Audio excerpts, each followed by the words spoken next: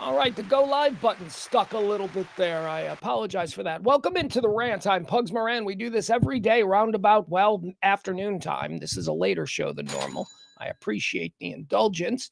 Got an old friend in town, and more on that, I'm sure, as the days progress. Let's see. What do I need to tell you about today? Well, first of all, this is talk radio.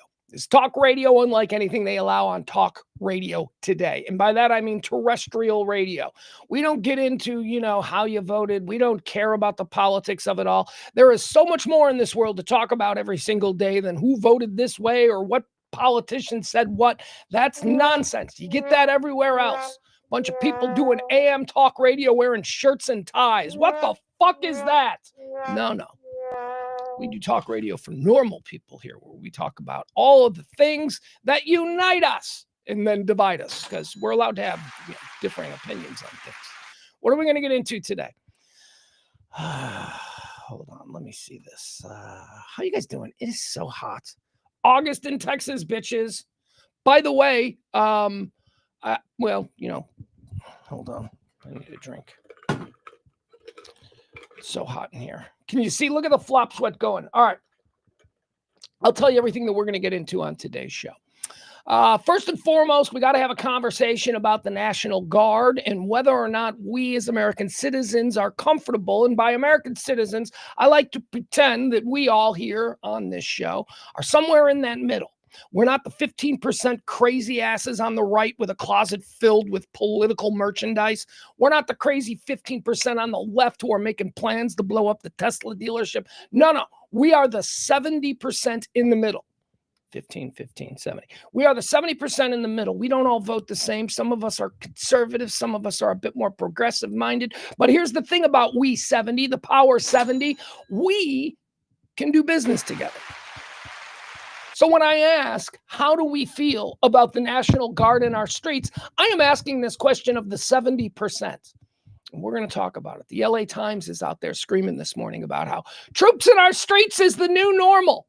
Well, I would like to wonder aloud, and you should join me, what was the old normal? Well, if the new normal is troops in our streets, then what was the old normal? Let's get into that. We'll figure out how we, the Power 70, feel about all this. Also, Trump did something funny today. Oh, the Trump show. I love the Trump show. I tell you, every day around 10:30, Donald Trump walks into the briefing room and just takes over, and it is amazing television. Today, he went on a field trip. Today was the Trump show live from the Kennedy Center, and President Trump, he announced all the people going into the Kennedy Center. Going in? Is it a museum? I don't even know what the Kennedy Center is. I always thought when I was little, it was the place where like boring orchestra conductors and stuff and opera singers went. But now apparently, it's something different. But every year, the Kennedy Center honors a number of American culture vultures, if you will, culturally significant, mostly entertainers and stuff like that. So Trump, he took it over, man. He's like, yeah, man, no more weird shit in the Kennedy Center. Here's this list. We'll tell you what this year's list of nominees are and what the president thinks about them. It was crazy. It was such a fun edition. It was such an incredibly cool edition. He said asphalt type person at one point. That's right. He described road construction workers as asphalt type people. I love him. He's so awesome. So we're going to get into that as well. Is my mic a little hot? I feel like my mic is a little hot. So I'm going to bring it down to a more normal speaking voice. I have a problem with my voice. It started to happen yesterday at the end of the show. Some of you ladies out there might be like, I don't know. I think it sounds sexy. Well, if that is the case, let me do the chat room. I see you now. There you go. Chat room is now merged. All right, so we're going to get into those two things. And I know what you're thinking. You're like, Pugs, you say you don't do politics, but those are two political things. No, they're not. They're only political if you blindly take one side over the other. We can talk about these issues, these so-called politically polarizing issues, like normal people. The fact that we think we can't is part of the problem.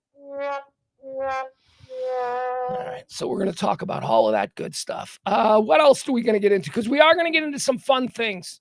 Jerry Jones, cancer battle. Okay, bad timing. That's not a fun thing. Jerry Jones has come out and talked about how he's been battling cancer, and there's a lot that goes into this announcement and the timing and whatnot. So, South Park is crushing it. We've got an update on what South Park has been doing this season since signing that massive deal with Paramount. $1.5 billion for 5 years of exclusive streaming. They are crushing it. We'll show it. We've got the numbers. Also, something going on in England that I want to talk about. And I know England ain't us, but England is kind of like us if we didn't have Trump. And I'm not saying that as a positive, right? I'm not like, oh, it's great. But in this particular case, English, how do I say this? Political correctness, let's call it that. English political correctness is completely out of control. They are arresting people in parks for whistling at hot chicks. That's right. It's harassment. So we'll get into that nonsense. Howard Stern is also in the news again today. Whole bunch of stuff going on from both sides. Let's try and figure out exactly what the truth is in the Howard Stern situation with Sirius. He's being fired. They're bending over backwards to get him to do podcasting only. What is the truth? Well, we'll get into that. Let's see. What else are we going to talk about? Oh, it is 8/13. It's August the 13th. Everybody who celebrates knows that this is Fast Times at Ridgemont High Day. Oh, we're going to have a whole section of the show today where we are going to talk about nothing but the greatness of Fast Times at Ridgemont High. And thanks to my friend Beef Loaf, who is an incredible internet creator. Look, I could tell you all to follow Beef Loaf, and you probably would enjoy some of his stuff. But Beef Loaf is mostly a White Sox content guy. Like, he does Chicago White Sox stuff, but he's very funny. He's like one of the best out there. I'm awed by him. He posed a question today on Fast Times at Ridgemont High Day. 43 years, I think it was 43 years ago that movie was released. One of the most important Gen X films of all time. Gen X film draft! No, we're not going to do that. But he asked the question, okay, so we're talking about Fast Times at Ridgemont High. Stacy or Linda? Which is it? Is it Stacy Hamilton, who is, of course, the little sister of Brad, played by Jennifer Jason Leigh? So cute. Or are we talking about Linda Barrett, played by Phoebe Cates, her best friend? It's a definite Ginger and Marianne type situation, and we're going to get into it. And I'm going to complicate it even more by introducing you to Lisa, Brad's girlfriend. Yeah, I don't think we can just limit the Fast Times to Stacy and Linda. So we're going to celebrate Fast Times at Ridgemont High. What else we want to do here? Got a bunch of videos. We'll watch a bunch of videos. And then there's a whole bunch of stuff, too, that I got that maybe if I'm feeling good at the end, we'll touch on. But I'm going to save it for tonight, 6 p.m., Shock House Radio. That's right. Join us tonight at 6 o'clock for Shock House Radio. It's me, Keith, and CC, and we're going to get into, a little bit more boy talk than maybe I do here. So that's 6 o'clock tonight. Like, follow, subscribe. Shock House Radio, about an hour after I finish this here stream. Let's get back to the chat room. Guys, I have to explain my voice. My voice is in a really bad way. Got a little bit of a sore throat. I don't know if I'm getting sick. I don't know if this is like August sick, but I started to feel scratchy yesterday. And then at the end of the show, it was completely gone. And I was very concerned about trivia. Trivia was last night. Because with trivia, I don't have a great mic. And I got to turn the amplifier up all the way just to be able to talk like a normal person. Hi, Frank. Frank noticed my name is Peaches McGurk today. Peaches McGurk. That's what I scheduled the show, the Rant with Peaches McGurk, because I'm cute like that. Cute. Trivia was awesome last night, and I would like to congratulate our winner of trivia. Came from behind. That's what he said. Wait, what? Does that even make sense? How about April is our trivia champion from last night? April did well. We had a good time at trivia. We do trivia every Tuesday night at the back 9, 7:30 p.m. We get started. It's 2 rounds of trivia. So congratulations to April. You know who sucked last night? And I'm totally comfortable. I would not say this about any other player, but, James Parker of WBAP fame, he sucked last night. Third place, I think he came in at a tie for third place, and then he had to go into a runoff with the guy that he tied for in third. Was that last night? I think it was. And I think James won, or did he not win? Yeah, he won. The question was, what's the longest river in the world? And he said Nile before Paul, who he was competing against, before Paul could say Nile. So James won. So that was last night. Thank you all for coming out. We had a wonderful time. There's April. She's celebrating in the chat room. I see that Mama B is back. Mama B is back in the chat room. We love that. She says, I'm back. Well, where were you? Don't you? Where'd Mama B disappear to for like a week? A week of no Mama B. Peter's here. Thank you, Peter. Today's show is brought to us by Peter. Peter's tipped 2 days in a row. You don't have to tip every day like that, dude. That's awesome. You're wonderful. I appreciate it. And why did I say that? Why am I so self-defeating? What salesperson would ever say, you don't have to tip every day? Thank you. Well, who would say that?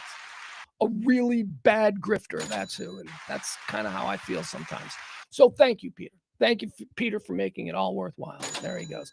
If you yourself would like to help out with the show, I know it's not Pledge Week, but I do give you the opportunity to help out if you do want to. You can drop a little something in the Venmo or the Cash App. We call it a tip. All right? Let's get started. Oh, boy, it's hop. Hop? Oh, man. I wish I was more articulate. All right, let's get started. The first thing we're going to talk about on today's, let me close some of these windows. I got to close some of these stupid windows. I got way too many windows up. It's way too confusing when I'm trying to do a seamless professional show, such as the one that you're enjoying at the moment. Oh, video. I got some weird videos too. I shared this on Twitter. If you follow me on Twitter, you might have seen the video that I shared. It's so sad. I don't watch those shows on TLC and stuff that are like, hey, life is a midget. Or, hey, what's it like to be 600 pounds? I don't like those shows. I find them, I'll tell you from a production standpoint, those shows are created by people in a room that are like, what can we put on the screen that people will be totally grossed out by? That's the motivation. So I feel that those are all dark shows to begin with. No, it's about how hard it is to live at 600 pounds. Well, we imagine it is hard to live at 600 pounds. I got a video of a guy who's like 900 pounds. and the video is showing what he eats in a day. And it's disturbing. My heart breaks for him. There's got to be something wrong here. So maybe we'll watch that. If we want to feel really bad about ourselves. I mean, look at me. I'm a heavy-set guy. I spent my entire life as a heavy-set guy. I know a lot of my friends are heavy-set people, right? But there is a difference between us and, man, eating like 50 pork chops a week. I don't even like pork that much.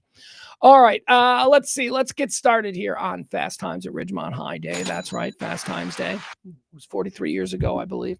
Let's talk about what's happening in our nation's capital. All right, we'll start with the story of the National Guard. President Trump, a couple of days ago, told us that he was taking over Washington, D.C. He would be putting federal authority in charge of the police department and all of that kind of stuff. And okay, so not the first time that he has done the whole thing with the National Guard. Lost a couple of weeks ago, right? Didn't really seem to be a need for it, but he sent the National Guard in, a show of force. This president is showing the nation's criminals that I'm not putting up for it.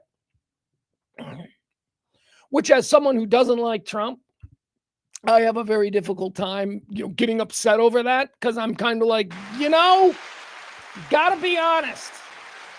Even a blind squirrel and whatnot, I mean, the National Guard taking, well, here, let's watch this. Here we go. This is the National Mall.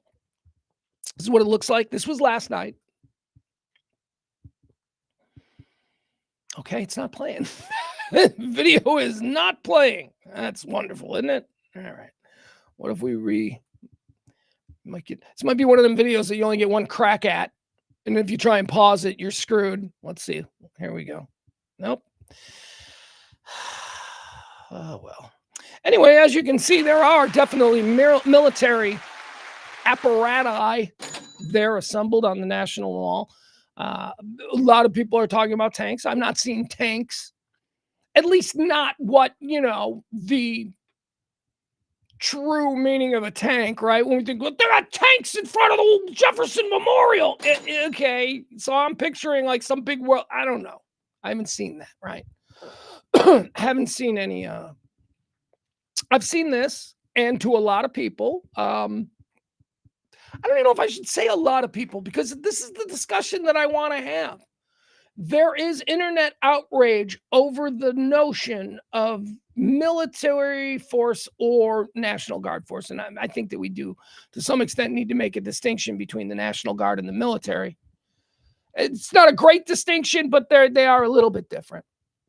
We're not sending Marines, right, from some fort down the road into our streets.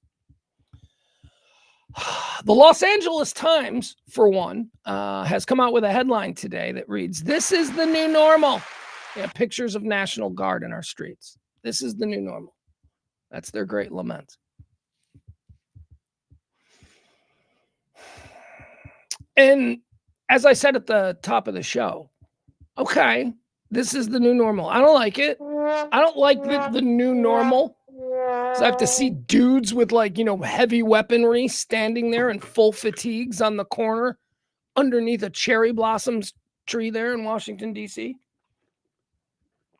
It's not optimal. And yeah, I'm old enough to know about Kent State and what can go tragically wrong and all that. And I think that any objective view of what occurred between the National Guard and protesters at Kent State can firmly come down on the side that the National Guard fucked up. And that is something that can happen. So a lot of people, when they think about the National Guard in our streets and they say, this is the new normal, and they immediately go back to the situation in Kent State. Well, if that is in fact the new normal, then what was the old normal? Can we talk about that? Because obviously, if there's a new normal, there must be something that we have changed from, okay? And depending on, how we react to the new normal really depends on how bad the former normal was. So I've been doing this, I don't know, for a couple of weeks now, because it's absolutely one of my favorite websites going. And I want to show you what the old normal was. Okay, this is the old normal. This is, again, we're going to go down to Austin, Texas. We're going to show you some Austin street fights. Here we go. So this is, in fact, the old normal.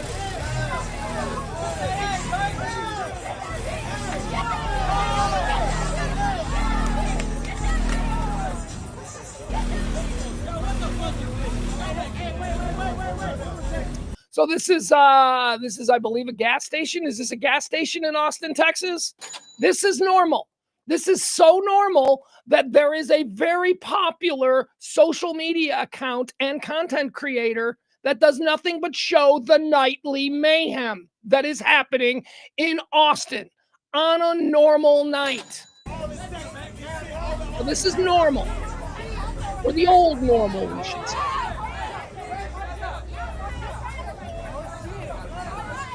You got guys punching girls. You've got police nowhere. You got this allowed. This is a convenience store. Imagine you live in Austin and you need to stop for gas, and this is going on just a rando Saturday night in Austin. All right, there you go. So that's an example of the old normal. The new normal, again, sons and brothers and daughters wearing fatigues, standing under a cherry blossom tree. That's the new normal.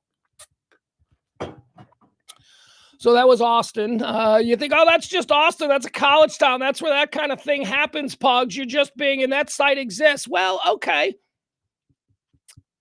Let's check out Fort Worth. Let's go to Fort Worth and see what's happening in Fort Worth, just across the Metroplex from us here. Here you go. This is the old normal that we have been conditioned to be okay with.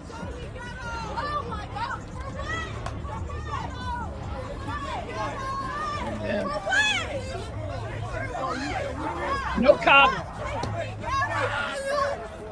Oh, don't give me the whole, this is Austin, and they barricaded off 6th Street, and there's not enough police to actually take care of it, so this is what they do. This is Fort Worth. This is not Austin. This is Fort Worth. This is a normal night in Fort Worth in totally normal America today. Yeah, they fighting hard. Look at her in the black. Yeah, Look at her. they sure are. They fighting hard, he says. All right, Fort Worth. Let's see, what else do we got? You're saying, yeah, Pugs, but those are outliers. Really? Let's take a trip to Deep Ellum right here in Texas. Let's check out the normal night in Deep Ellum. I don't go to Deep Ellum anymore. I used to go to Deep Ellum all the time. I went to Deep Ellum a couple of years ago because a friend of mine was in town and they were performing there and they were opening for somebody. It was a great little thing for her. So I went and I saw her. We took a walk. She couldn't believe the fucking mayhem in downtown Dallas. This is Deep Ellum. Here you go.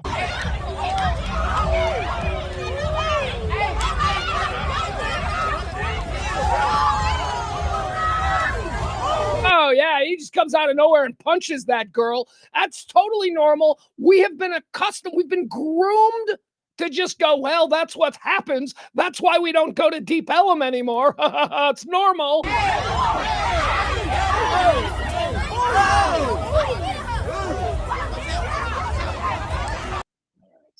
All right. Yeah, we're not going to watch the entire video, right? But you get the idea. So when the LA Times this morning prints across their front page, National Guard on our streets is the new normal, we must ask, well, what was the old normal? And were we okay with it, or were we just turning a blind eye? The situation in our streets right now, especially with, and I hate that I say this, but especially with drunk young people, is absolutely out of control. And the police can't do anything because you can't split a kid's head open anymore with a goddamn billy club, because you know what? The department will end up paying that little fucking miscreant's family millions. I'm not advocating for police brutality, but what I'm trying to do is echo the sentiment of the 70% of us who are in the middle. I'm a progressive guy. I support all kinds of progressive ideas. I don't think I'm a fascist in the least. Certainly not a racist in the least. But I live in a world as a middle-aged man, a middle-aged white man who has been systematically silenced over the last 10 years. I've realized that. I was up for a radio job. This is one of my great up for a radio job stories. I was up for a radio job, and this was when my partner Kelly was living still in Corpus Christi, and I was up in Chicago. And I said, well, I could get my partner back. I think we would reform, and I think this could be a good thing. And they didn't want to do it because they would have much preferred that my partner be a minority. I'm not a racist, but we've got a proven thing here, her and I, and you're telling us that we don't get another chance because two white people aren't getting opportunities in mainstream radio anymore in 2017? By the way, it should be mentioned, speaking of my former partner, as we do our show here from the Kelly Moore Memorial Studios, yesterday was the 1-year anniversary of Kelly's passing. Just thought I would mention that.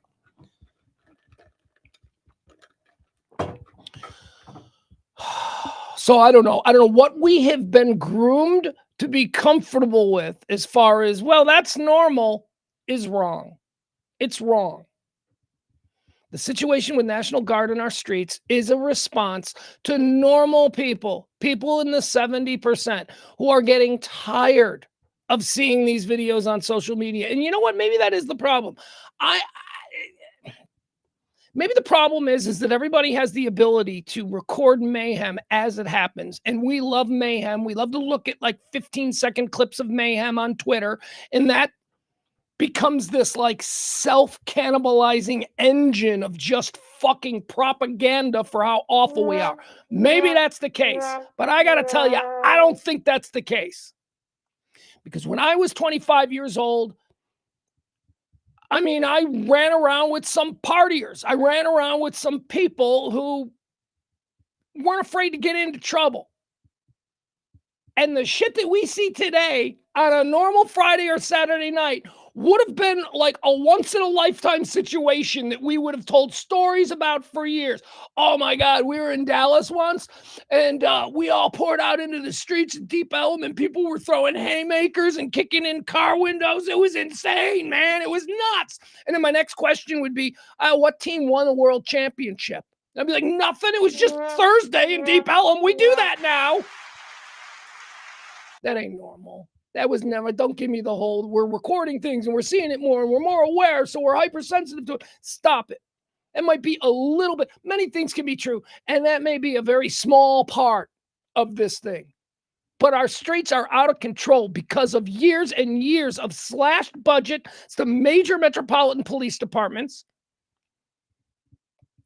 You want to joke about the whole defund the police thing, right?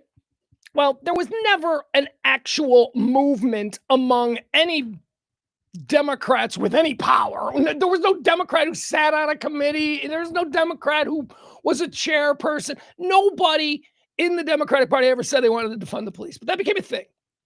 And it became a thing because over the last number of years, especially in cities, and I don't even have to say what political party runs cities, because for the most part, we know what political party runs cities. Democrats. And there's a good reason for it. There's a very good reason for it. So I'm not sitting here saying it's bad. But in Democratic cities, they have taken this extreme leftist view that policing is more about hugs. Policing is more about sitting that kid down and talking to him about. So money, resources, all kinds of things have been over the past 10 years taken away from municipal police departments and put into those kinds of things. The Democrats' defund the police movement was just all about getting more money for those kinds of projects. It wasn't about actually shutting down police departments, but whatever. So now let's talk about that. Let's talk about the idea of taking funds from police departments where they can hire more beat cops, where they can have more people who are trained and available to respond, about taking money from those things and putting them into social workers and all that. And I think the 70% of us are at the point now, after watching videos from Deep Ellum, from watching videos from Fort Worth and Austin, that 70% of us are like, fuck you. We're done with the hugs part. It's time to put people in jail. It is time, but they're poor. They're poor and they have no recourse. And no. What we see with the street mayhem, with the all-out haymakers and girls getting punched by guys and no cops doing anything because there aren't enough cops to wade into a crowd of 500 people, what we're seeing is enough. Let me show you something else. Let me show you another example. I want to watch this with you, and I will let this play because there's a lot of commentary that I want to do on this. Street fights with young people, that's one thing, right? Well, pugs, those were all out in front of bars, and people have always been, young people especially, have always been getting drunk and causing scenes in front of bars. Okay. 2 nights ago in Los Angeles, California, there was a situation on the roadways like I have never seen before.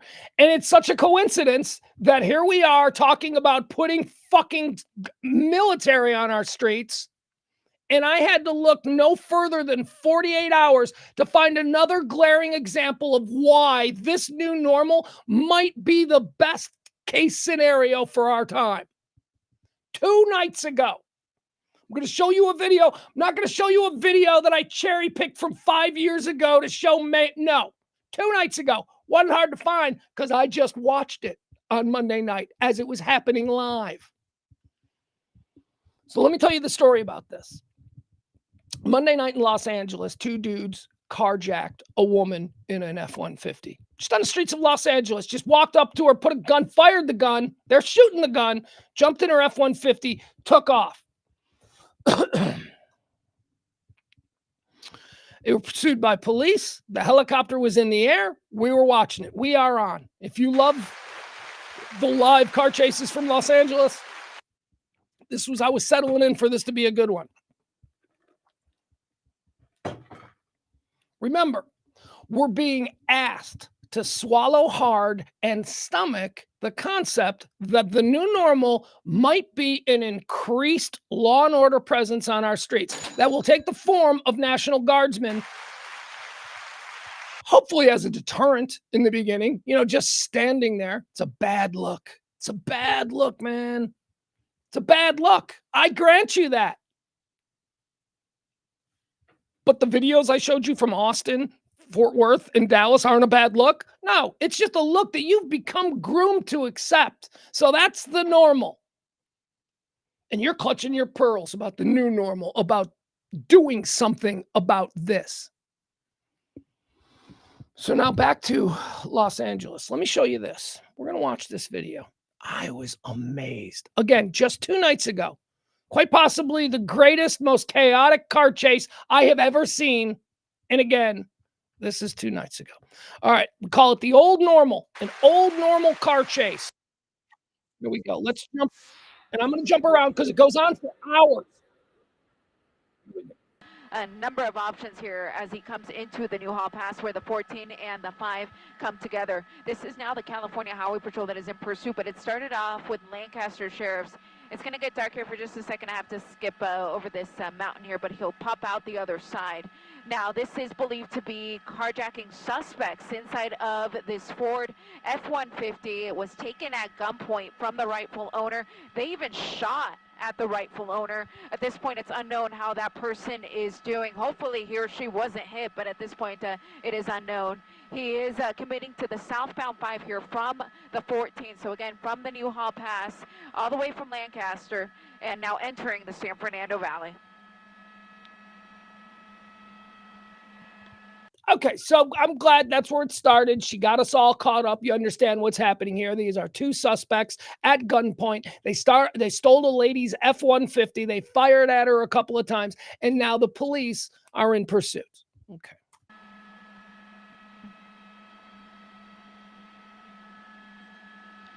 So the car itself, again, described as a Ford F-150, taken at gunpoint.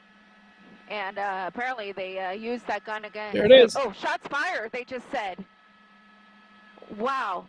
The officers are saying that the suspects opened fire on. They're shooting out the window of the car at the police at 9 o'clock at night on a major highway in Los Angeles. That's the normal that everybody is clutching their pearls about. Them. You just watch. You just watch this.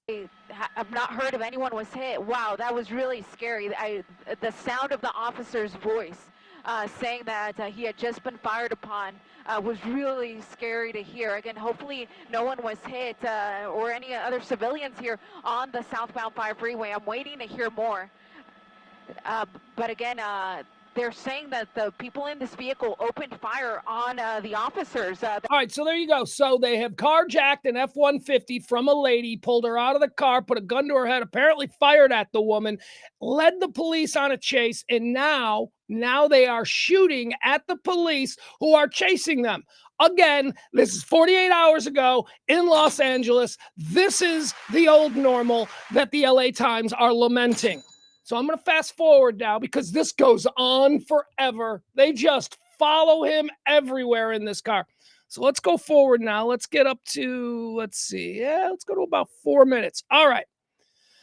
So they've been driving the wrong way, okay? They've been driving the wrong way. And they are now going the wrong way on the 101, and they have found a disabled driver. So let's watch what they do. First of all, I don't know why they're going to try and carjack a disabled car, but let's watch how this goes on. Carjacking number 2 from 2 nights ago on the streets of Los Angeles. This is the old normal the LA Times is decrying. We want back. Carjack that person. Thankfully, that person had their door locked. So much. This is really exit on the Roxford off-ramp, but you see the door opening. This is really scary, knowing that these guys are armed. They might try to carjack this person. I don't want to zoom in too much. Yeah, they may try to carjack that person. Thankfully, that person had their door locked. Who is that? Is that your girlfriend?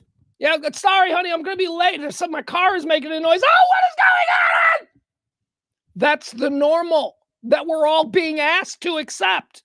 and go, well, we can't put military on our street corners. It might scare the poors. They might, that's the whole fucking point, because the people who are committing this mayhem crime no longer deserve our empathy. This is the second person these armed criminals have attempted to carjack on TV. So let's see how this goes. Oh my gosh, praise Jesus on that one. All right. That person is okay. Obviously, probably really scared about what just happened there. This person is believed to be armed. 2 people in this vehicle believed to be going the wrong way on an expressway. They're on the shoulder, but they're going the wrong way. armed. And now we know that they're looking to carjack somebody else. They want another vehicle. And are trying to carjack people here on the 5 freeway. Again, driving the wrong way on the northbound side of the freeway, headed southbound, kind of straddling the emergency lane there and the slow lane. And this is a big vehicle, folks. It's a Ford pickup truck, believed to be a Ford F-150. Again, taken at gunpoint. All right, let's be honest. That's California big. That ain't Texas big. That's California big. Can we agree on that? From the rightful owners in the Lancaster area, and it was Lancaster sheriffs who were originally in pursuit. It was handed over to the CHP once it got on the freeway, made its way southbound on the 14, now southbound 5, and now northbound 5, but headed southbound in the northbound lanes. All right, so now he's taking an exit off of the 101. Going the wrong way, and there seems to be a whole bunch of semi trucks coming. Let's see how this plays out. Hey, here come more cars. People are once again, this is the normal, the old normal that the LA Times seems to be okay with. Probably really confused about what's going on here. Here's this driver in this pickup, door open. Please don't open the door. Please don't open the door. Yeah, good move there. Good move. So this guy's back in the driver's side. Now, originally, what we heard was that there were 2 people in this vehicle. I haven't seen both at the same time, but we have seen whoever's driving that vehicle is a male. And again, originally described originally as 2 people in the car, and just keeps coming up to. All right, so now I want you to watch this. This is the second semi that they have attempted to take over. Watch the driver's side here. This driver's a hero. Does exactly what you need to do in this situation. Trucks here. Please move out of the way. Please, I'm going to widen out. Because, again, this guy has a gun. We don't know what's going to happen. I think the driver... All right, there you go. You see what he did? He did exactly what you do. You want this fucking truck? Don't shoot me. Here you go. He got out. He's right here. The driver of this truck is like, you take it. What is this, the Wild West? What am I driving, a stagecoach? The driver just ran out. The driver said, you can have it. Oh my gosh. Yeah, the driver said, I want nothing to do with this. Spare my life. Just take the vehicle. And that's exactly what they did. So now the 2 suspects in the semi here, do they know how to drive a semi? We will find out because that is a... Fun fact, they know how to drive a semi. So I don't know who we think these people are. They've got some skill. This dude can drive a semi. And that's right. For the next hour plus, they're going to be erratically driving a semi truck, not only on the 101, but also throughout the neighborhoods. And then they begin to whip around downtown Los Angeles. Oh, and can I direct your attention to what this fucking semi is carrying? We don't know. We do not know. That could be filled with, I don't know, any kind of chemical, this is one of them chemical trucks. So let's see how this plays out. Unknown at this time. There they go. Let's watch him drive. But you see the rightful owner there of the semi. He's trying to get out of the way so that. So here's the owner of the semi. He's like, somebody fucking help me.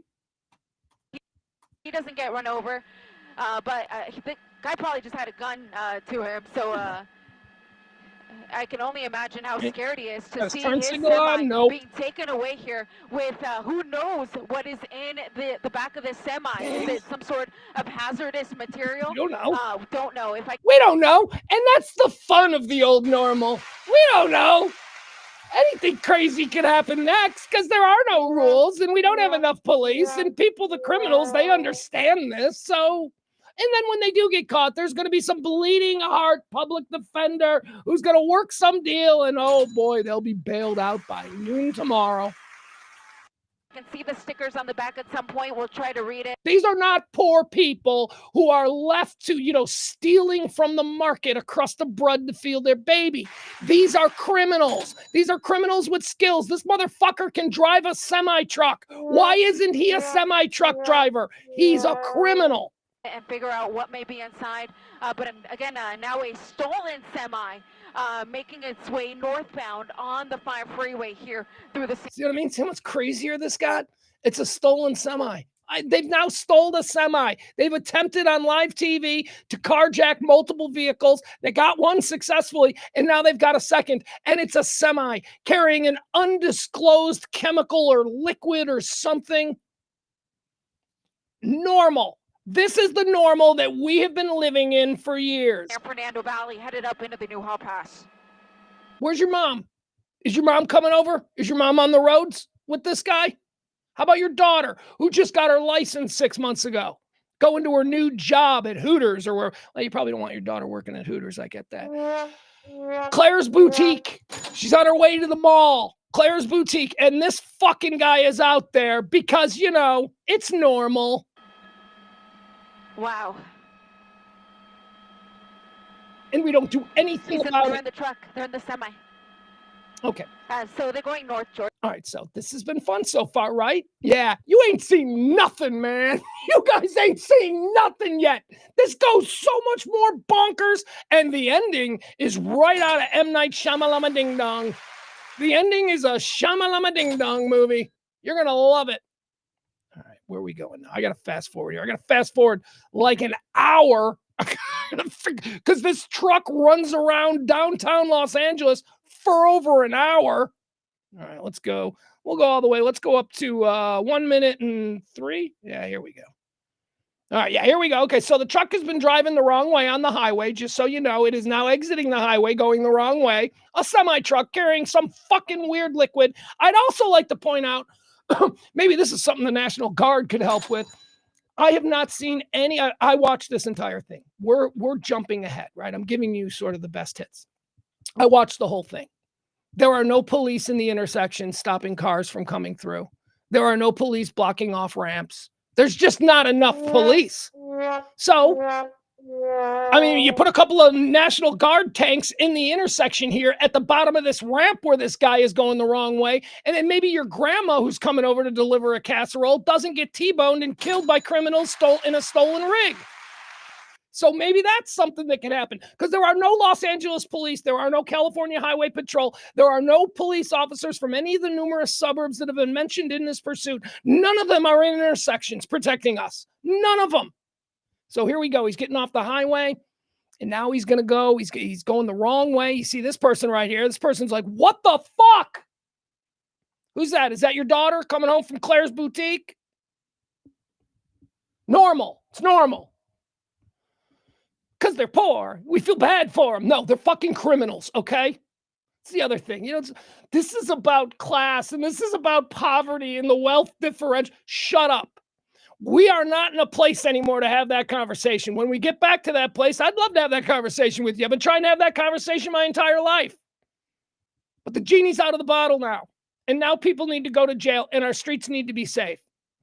And a whole bunch of people who are probably like-minded with me on any number of issues are probably hearing me go, you're being a fascist. You're being an authoritarian. No, I'm not. No, I'm not. All right, so I'm going to point out something that's about to happen here, okay? I paused it here for a reason. He's gotten off the highway. He's going the wrong way. They're going the wrong way because I don't know how they identify gender-wise. They have stolen this truck. They've been leading police for over an hour throughout the streets, downtown LA, all this stuff. They're now exiting the freeway. And one of the things that carjackers do now, and it's the game always evolves, man. George Hallis back in 1923 set up the T formation, and then all of a sudden, we were passing the ball downfield. What? The game evolves. It used to be in the car chase game, once the helicopter's up there, you're cooked, son. Nobody can escape the helicopters. Well, as I say, the game has evolved because they escape the helicopters all the time. I watch so many of these, especially the ones in Los Angeles. The ones in Los Angeles, two ways you can escape the helicopter if you're stolen a car and being pursued. You can head into the mountains. You can head into the Hollywood Hills, especially when it starts to get dark. If you're in a car and you've stolen it on the streets of Los Angeles and you've got a helicopter chasing you, head to the Hollywood Hills at sunset because they've got flight restrictions. Because the helicopter can't go into the mountains. Yeah, I've seen any number of these dudes just get away because they simply knew where to go. Now that's a high level. That's a Tom Brady GOAT kind of move as far as carjackers go. The one you see most common, and this is the most effective way to get rid of the helicopters and get rid of the police. Because remember, the police aren't allowed to follow too close. The police have to stay like a mile behind because they don't want you to do something and hurt somebody. Oh, shut up. So because the police are so far away and because the helicopters got you, these guys realize that all you got to do is drive under an overpass. Drive under an overpass, stop the car, bail out, disappear like rats in the night. It works almost all the time. And you know why it works? You know why they're able to disappear like rats into the night? Because they just blend in with the other people who are out there. And the police aren't pursuing that closely. So the police never actually see who jumped out of the car. So that's what they're trying to do here. I think they're done with the truck. They've had their fun for an hour and a half. They might be out of bullets. I don't know. They've been shooting the bullets.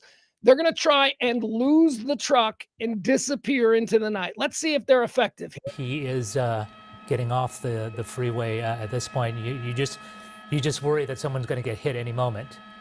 Oh, I've been holding my breath up here the whole time. I'm so scared about what could happen in a situation like this. That's more bullshit. So scared. We are so scared about what could happen. No, you want something to happen. You want something to happen. That's why you're covering it. We're not that stupid. You don't want to dedicate 10 minutes of prime time news time on the air, right? This is right now what we're looking at is no longer just a helicopter feed that goes on YouTube. You can watch car chases 24 hours a day. You can just watch the helicopter feed. This started out as the helicopter feed, but now they have switched over to actual, news at 9 or news at 10. So this is actual nighttime news. They want something horrible to happen. They'll never say it because they're full of shit. They want something bad to happen. Oh, I'm so worried about this. This is a time. I'm so Worried that someone's going to get hit any moment. Oh, I've been holding my breath up here Holding my breath. You've been talking nonstop. You're not holding your breath. You're not even remotely concerned about what can happen. In fact, you want something to happen because it might go viral and your voice will be on it. Oh my God, that'll be great for your career. That's terrible for your daughter who was coming back from her job at Claire's Boutique, but the whole time. I'm so scared about what could happen in a situation like this. This is a very dangerous vehicle that is driving the wrong side of the road here on a major So you see the overpass? They're going to try and ditch it under the overpass and disappear. freeway here in the downtown LA area. He was going in the westbound lanes, but headed eastbound.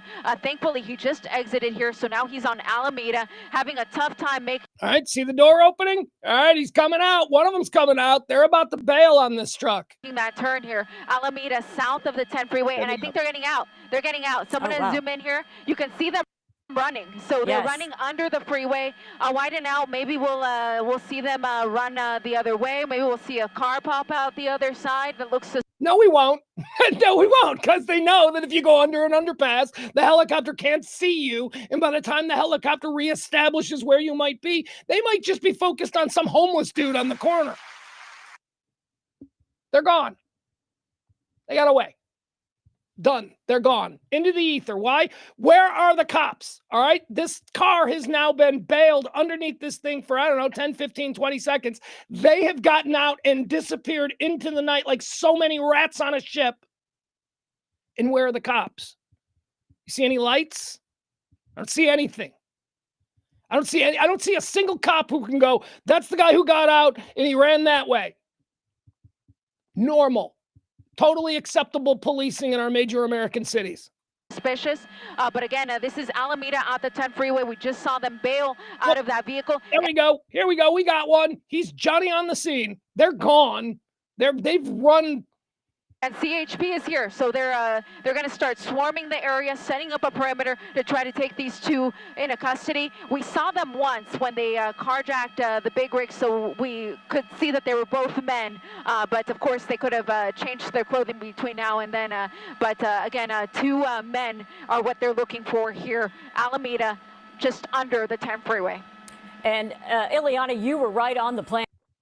When the helicopter shot zooms out, and you start to see, like, they have lost the suspects. They have no idea. And CHP couldn't follow them going the wrong way, but you mentioned CHP was setting up all over the area so they would be prepared and they would be ready to swarm in if, in fact, they did bail out of the truck. And that seems to be exactly what has happened. Yeah, but they weren't prepared and they weren't ready when they bailed out because they weren't there. So stop talking. And this is what CHP does. They weren't prepared. They waited for them to bail. They got away. The fuck are you talking about? This area right now. Yeah, and you see that CHP is here. They have their guns drawn and they are pointed toward the underpass here. Yeah, they're pointing their guns at a bunch of just regular citizens who are there. They don't know who they're pointing their guns at. These dudes got away, and now these cops are walking around the corner pointing guns at people. So the suspects may be under there. Of course, we'll be very careful because they're not. Let's fast forward. They're not under there. They're gone. There's a possibility that the suspects may be still armed as well. We know they've used that weapon before. But you see what look like CHP cruisers as well as some innocent bystanders here that now got stuck here in the commotion here. Again, Alameda just south of the 10 freeway. Yeah, CHP on all sides right now. George, vehicles parked. They were running there at one point. Looked like they had something in their sights. But again, we're dealing with two suspects now who may be armed, who have already carjacked two people. So it is a dangerous situation for authorities. All right, see, the helicopter is giving up. The helicopter is pulling out. They're like, I don't fucking know where they could be. As they try to bring this to an end. But now that semi, at least, is parked there on the streets. And right now, what they're trying to do is just round up the two suspects who started this all around 10 o'clock in Lancaster, if you could imagine that. Yeah, and steadily going southbound since then, but then making a turn and going now northbound after they hit South LA and kind of making a loop around downtown. All right, so now they're done. They've just dedicated about an hour and a half of airtime or whatever to cover this thing. All kinds of horribly unthinkable, chaotic things have just happened in what is otherwise a civilized society of modern day America. And they've been covering it, and there is no payoff. There is nothing. They're like, I guess they got away. I guess there are flaws in our system. Maybe we could use more cops. Maybe we should pursue them more aggressively. But don't worry. These are incorrigible criminals. So they're not done for the night. Let's keep watching, shall we? Let's move forward now about how many minutes? All right, so that's the bail from truck. All right, let's go up here. Let's go up to just about a whole minute forward. Here we go. Who knows what kind of situation. Oh, we got them. Look at them. They're back. They didn't just bail and escape, which is what we just saw. They could have just gone fucking home. Call an Uber, get in a car, and go home. They could have done that. They didn't. They carjacked another person. They just immediately carjacked another person. So it's not even like the police who are licking their wounds at being humiliated at the fact that these guys got away from them can at least say, well, at least they're done for the night. There won't be any more trouble out of them. We gave them a good scare. No, you didn't. They immediately carjacked another citizen at gunpoint. So now we got them. So now let's watch what this car's going to do. People who are living in the area. Once again, 2 nights ago. Didn't even have to look too hard for this. 2 nights ago, in a major American city, this is the old normal that this morning's LA Times is lamenting we've lost. Once again, the LA Times cover, National Guard in our streets is the new normal. Pearl clutch. All right, let's watch. Let's see how they do now in their third vehicle, fourth vehicle. I know it's like their sixth attempted vehicle. At home. So if you live in that area and you are watching this right now, it is. Yeah. By the way, they're just in a neighborhood now. So what are you doing? You walking your dog? Is your 13-year-old son riding back from his girlfriend's house on his little BMX bike? What's going on in your neighborhood right now with these fucking guys? A good idea to stay inside, keep your doors locked, and stay away from this situation because you are dealing with one, possibly two armed suspects who are running away from police, and we've already known, according to law enforcement, that they are willing to shoot. All right, let's check in with Ileana if we have her right now to see if it's what's going on and if we're following this truck because we believe they took another truck. Hey there, Kathy. So what we couldn't see under the overpass is that they may have gotten into this vehicle. Of course, we couldn't see it, so I can't testify to exactly what transpired under the 10 freeway. No, you never can. And all the criminals know that if you want to lose the helicopter, just go under an overpass. All right, so let's fast forward a little bit more because they get tired of this car as well. Watch this. This is the last thing that I'm going to show you. This is the most Apex Pro move ever. Don't tell me these are just poor kids who got caught in a situation and they need to steal cars for the stolen car ring so that they can pay for their college. No, they're not. These are skilled fucking criminals running carefree through Los Angeles. They can drive a semi. Can you? No, you can't. No, you can't. Driving a semi is a specialized skill. They did it. They did it well. They also understand about, deceiving the police and how to evade helicopter surveillance. They've shown that really well. They're in their third car now. But you're about to see an apex criminal move like nothing you've ever seen. Remember I told you the M. Night Shyamalan ending? It's coming. There, but we're being told that they got into this white truck, and you can see the airship is on them. They're opening their doors. It looks like at least one person jumping out. Yeah, it looks. They switched drivers.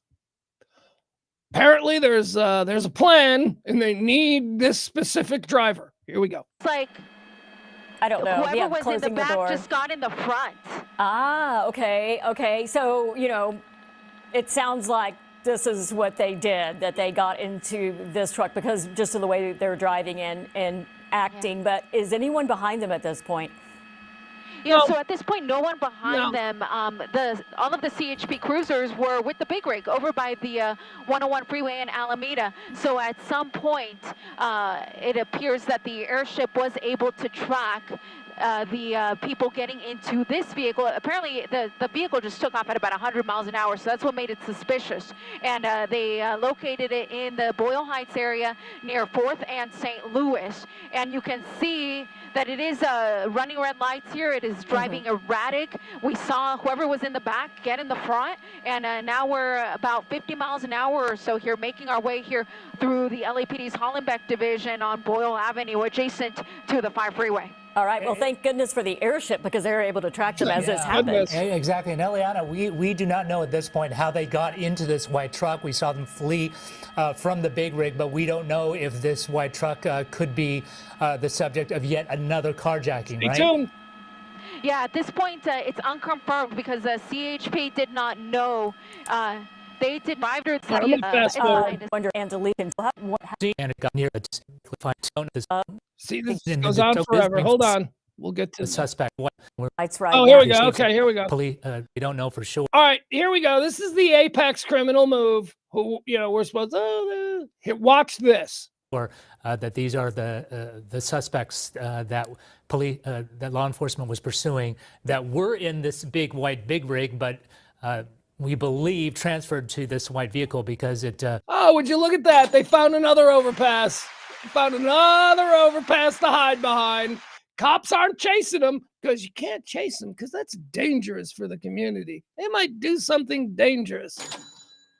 I don't know. They've been hanging out the window, shooting their gun at cops and, pointing guns at citizens. They're carjacked. Oh, heaven forbid they do something fucking dangerous. So they're under the overpass again. No cops behind them. At this moment, they are invisible to all surveillance. I mean, I don't know. Maybe there's a camera in the other. Point is this: cops who are pursuing can't find them because the cops aren't pursuing less than a mile or half mile, whatever it was. They mentioned in this what the rule was. And it's an absurd California fucking rule. You don't be so close to the criminals you're chasing. It'll creep them out.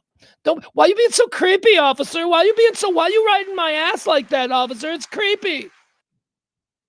So anyway, they're under the underpass. They're completely blind after leading us on this crazy adventure for the last 2 hours or whatever. Behave suspiciously as law enforcement were looking for these two suspects on foot. Yeah, they have a green light. I don't know what they're doing sitting under there. Considered armed and dangerous. We're in Lincoln Heights right now as we continue to follow. One thing that has changed, if they get behind them now, they would be able to pit them. Cops just showed up. That as long as they've been sitting there under the cops just showed up. Just now. You see him here? See him coming right here. Here he is over here. Thing that has changed, if they get behind them now, they would be able to pit them at some point if they do a slow turn. We're going to wait. So there's the truck. Here we go. Truck is sitting under there. See if they come out from underneath, and not sure what they're doing right now, going very slowly. And now we have CHP behind them. Yes, we do. So this, as Eliana mentioned, this makes it, and it looks like this could be a pit. Is making a move right now. A CHP unit. It's like a cat and mouse right now with this driver just almost toying with CHP. Let me point out, she just said, with this driver toying with CHP. No, he's not. No, he's not. You know, circles going one way, looping around now very slowly. I would wait and see if they take off. We've seen them before get out, open the doors, sort of playing, and get back in the vehicle and take off, but we'll see. Extra caution on behalf on behalf of law enforcement because of how this chase started, because they say at least one shot was fired at the beginning of the pursuit. They believe at least one of the suspects may still be armed, so they have to take extra care how to approach the suspect and protect the safety. So now we got a standoff, right? Why aren't they swarming this car? Why aren't there 10? Now, I don't know police procedure and all that, but I would seem to maybe like 15 cars should be like totally blocking this guy in, but we're not seeing that. Of the community and the officers. I believe we have Eliana Marino over the scene there. Eliana, what's going on? Hey guys, there have been so many vehicles that have been part of this pursuit. I can't even keep them straight anymore, but this truck, what we heard from the police helicopter overhead was that it was in fact carjacked when we ditched the semi. Well, I didn't think they were financing it. And now what apparently happened is right when we got to the freeway underpass again, they ditched it. So the vehicle right now appears to be empty. It basically... It's an empty car. It's an empty car. Apparently that's an incline. That was a car that they popped into neutral and it just rolled really slow and everybody followed it and they disappeared. Gone. Yeah, they got away. Yeah, they got away. But while I was watching this on Monday, I saw them get away. I'm watching it and I'm like, that's them. That they just got away. What? But then the car started to move. The white truck started to move. So I was like, oh no, they must be still in the white truck. They weren't in the white truck. They got out of the white truck. They carjacked another person underneath that. And then they just tore ass out of there. And we didn't even pay attention to them because we were looking. Let me show you what they did. It was just incredible. Here we go. With two suspects now who may be We're going to wait and see if they come out. 170 down to 101. Believe was pursuing that were in this big white big rig, but we believe transferred to this white vehicle because it behaves. All right, now they're invisible, and right now they've jumped out of the car and they're pointing guns at, I don't know, again, your daughter coming back from Claire's Boutique. They're pointing a gun at somebody who is in a car next to them under here, and they're about to steal the car. Suspiciously, as as law enforcement were looking for these two suspects on foot. Yeah, considered armed and dangerous we're in Lincoln Heights right there they go. now as we continue to follow. One thing that has changed, Yeah. dangerous. News person talking, they're not even looking at the screen. Here they are. They've stolen this car. They're getting on the off ramp, and none of the police know it. Lincoln Heights right now as we continue to follow. One thing that has changed, if they get behind them now, we're in Lincoln Heights right now. Two suspects on foot. Yeah, considered armed and dangerous we're in Lincoln Heights right now as we continue to follow. One thing that has changed, if they get behind them now. The cops are just showing up now. Cops are just showing up now, and they're like, there's the truck. Get them. We finally got them. Boop, boop, boop. They would be able to pit them at some point if they... And now remember, they put the truck in neutral, so it's just rolling. There is nobody in this truck. The police think there's somebody in it, so they're paying close attention to the truck. Meanwhile, the actual guys are gone, completely dusted everybody. Nobody even paid attention to the car they were in. Do a slow turn. We're going to wait and see if they come out from underneath, and not sure what they're doing right now, going very slowly. Now we have CHP behind them. Yes, we do. There you go. That is the normal that has been a fairly frequent occurrence. I mean, like I said, I only had to go back 2 days to find that example. How about over the weekend? Can we do one more? Can we do one more? One more example of how the world, certainly the world of American cities, is totally out of control. So when you tell me that National Guard troops stationed on our street corners is the new normal, and we should all be upset about that, I will direct your attention to here. Look at this. This is also in Los Angeles, in the middle of downtown Los Angeles. Where are the police?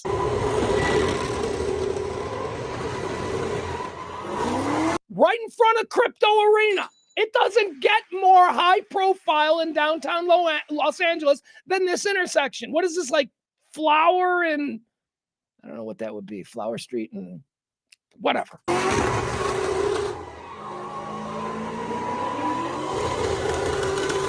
But you guys, National Guard troops on our streets is the new normal.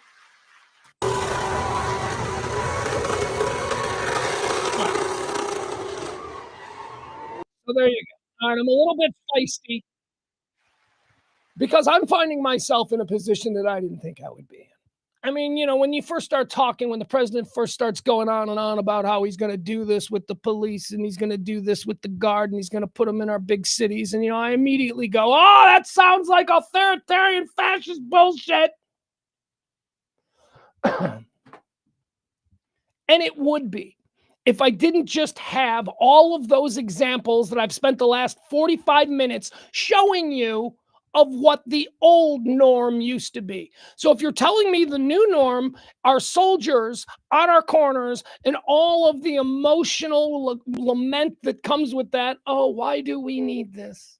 Isn't this sad? First time I went to Europe, I was shocked at Heathrow Airport when I saw cops or military dudes with fucking guns. I was like, oh, thank God America doesn't have that. I'm not as freaked out by it anymore. I'm not as freaked out by it anymore. We have crossed the Rubicon when it comes to unhinged chaos in our streets. And why? Because again, going back to what I said at the start of this whole thing, we don't have the money. We don't have the money. We don't have the money for our big city police departments to have the amount of police on the streets that we actually need. So those have been decisions that have been made by both political parties over the past 25 years to create the current situation. So we find ourselves in the current situation with car chases through Los Angeles, street takeovers in front of the cryptocurrency, examples from Austin, Fort Worth, and Dallas. Okay, I'm trying to show you that this is just not a one-off, that was the old normal. So I'm not so worried about a Kent State thing happening, because you know what? We have these situations happening every night. We have situations where criminals have decided that it's so easy for them to get away with their mayhem that they're just going to do it anyway.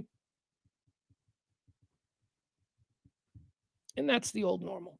So the new normal being a bunch of kids from Iowa or wherever, I guess it's National Guard. So Maryland, in the case of Washington, D.C., as a show of fucking force, I would love to see one of those street takeovers be interrupted by an Italian. I was going to say by an entire battalion. No. I would love to see one of those I would love to see what happens with the street things when some of those military Humvees roll in and a bunch of dudes with guns show up. But then there'll be a standoff. Well, then that's on the part of the citizen not to go fucking home. They're the ones doing the fucking criminal thing to begin with. No, they can't raise their guns like that at somebody for simply doing a street takeover. Why not? It's the idea that we can't do that got us in this place. Of course we can. Criminals are bad people, and they ruin society for the rest of us. And because we exist in a time now where there are very little repercussions for these kinds of crimes, that's the old normal. So whatever. The new normal, protect us. He's an authoritarian. Well, he would be if he didn't have the actual shit that's happening in our streets to be able to point at. What Trump is on this issue is your grandpa. He's an old law and order guy who wants to see the cut. My grandpa used to tell me stories. My family has like kind of a. So my mom, I guess, was involved in the 1968 Democratic National Convention. All right, to what extent, we can go on. We talk stories about that. That's where the big riots broke out in Chicago among student protesters, anti-war protesters, and the Democratic Party who had taken over Chicago for their convention. I remember my grandpa watching something. I was probably 12 or 15, and we were watching something about the 68 national conventions. And he was so polite. Like, as a kid growing up in that era, the narrative about the 68 convention was how brutal the police were, how Daley sicked his dogs on these protesters. And I remember my grandpa was like, God, you got to swing harder than that. Like, we're watching video, and my grandpa, who is a man of his age, is rooting for the Chicago cops to split these hippies' heads open. And I was completely horrified by that.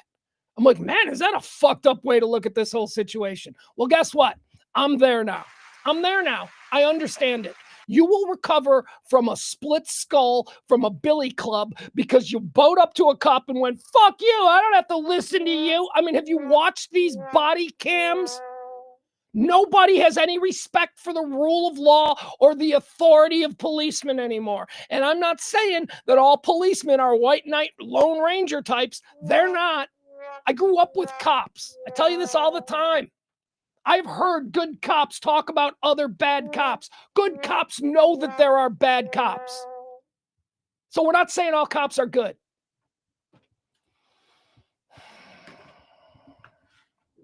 But I don't know. I think a billy club, they don't even carry billy clubs anymore. They got tasers and pepper spray, and they got all kinds of shit. They don't carry, but just a good billy club up the fucking side of somebody's head. In a police department that doesn't have to worry about that kid's mom who, whatever, is going to now sue the city for $20 million. And that's an absurd lawsuit. But you know what? The council's going to settle for $3. So, no, we have criminals that have taken over our streets because our system is completely broken. And a lot of the break that we are experiencing now is because of these crazy far left ideas about how society should operate. Wouldn't it be great if we all loved each other and everybody was fun and, we were just nice to each other? I'm a liberal Democrat, and that's how I'm going to write laws. Well, fuck you. That is not the world. People are assholes, okay? I like to give American citizens and my fellow, whatever you want to call it, the benefit of the doubt, but you know what? I've met enough of them. People are bad. We need police. We need order, okay? And maybe this isn't, we create a new amendment to the Constitution that says that cops are, the ultimate authority and blah, blah. Maybe we don't do that. But for this particular time period where we are experiencing the likes of the videos I just showed you, we need to do something. So it's not authoritarianism. It's really just grandpaism. It's grandpa. That's what Trump is. Trump looks out his window at Washington, D.C. It's the show place for his whole administration. He likes to bring his friends from around the world, and he likes to impress them. But he can't impress them the way some sultan in Jeddah can by cracking down, the week before the visit against all, known troublemakers. No, Trump can't do that, and it bugs him. So he can do the other thing. He can send troops in. Well, goes back to the what was it? The protest from a couple of years ago where he supposedly asked, "Can we just shoot him in the legs?" I mean, that's the attitude. That doesn't horrify me anymore. It's not like, of course, I don't want him shooting people in the legs. But at what point do good people, and I'm talking about us in the 70%, at what point do we go, yeah, you know what, something needs to be done? And maybe just because it's being done by the bad guy from the other party that I'm not supposed to like, maybe just because it's being done by that guy doesn't mean that it's all bad. It's the blind squirrel equation. Every now and again, even if you don't like Trump, every now and again, even a blind squirrel gets a nut. And I think that on this particular issue of taking a real concerted effort in making our big cities safe again, could be that blind squirrel and nut equation. Barney, you should never assault a cop and expect to live. Barney, you're the same guy who defends January 6th rioters. You're the same guy. So I happen to agree with you. I happen to agree that if you attack a cop who is in the course of their duties as a sworn peace officer, I believe that something really bad should happen to you. I agree. Barney and I, look at us. 2 peas in a pod. What does Frankie have to say about all this? You know what? I'll go to the chat room now because I just went on a pretty lengthy screed. Let's see what Frankie's very right. Frankie's very far right. And Frankie's a good dude, but he's certainly a far right Texas conservative. He says there was an unalived. What is unalive? Is it a dead person? There's a dead person at a Target in Austin a few days ago. A dirtbag with mental illness was involved. We need asylums. People don't care because something is on Netflix or the NFL game is on tonight. Yeah, well, I mean, we are all easily distracted by what Caesar called the bread and circuses of life. We don't worry about having to go downtown and see a movie anymore because we don't do that anymore. We stay in our basements or we stay in our, TV, our media rooms. We've all got media rooms because we're all super wealthy now. Media rooms. Oh, yeah, and then we've got a media room. That could be another fucking bedroom for the 5 kids you got. But no, you've got a media room. We don't go anywhere. So it's easy for us to just stay anesthetized with our NFL football on the big screen and our Netflix and all of that and really just block it all out. But for people that do have to venture out into the real world, they're seeing a lot of things like what I showed you there. Target. I made a joke that's how fucking off the wall bonkers this whole thing is. Yesterday or 2 days ago before the start of the show, I made not a joke, a reference to I'm more concerned, about the National Guard thing. This is how you evolve when you start to learn more. So a couple of days ago about the National Guard thing, I think I said that I was more concerned about being killed in a Target. I probably even said Target parking lot because that feels like what I say. I said I was more concerned about being randomly murdered in the parking lot of a Target than I am necessarily, on the streets of Washington, D.C. All right. That was a glib little thing that I said. And I do still feel that way. And I think that's the big issue, the big overarching issue that it'll take years to fix. How do we stop fucking crazy people from opening fire with their Second Amendment right to own a gun, right? That's a bigger issue. But in the meantime, let's arrest some people. Let's arrest some people. Let's put people in jail.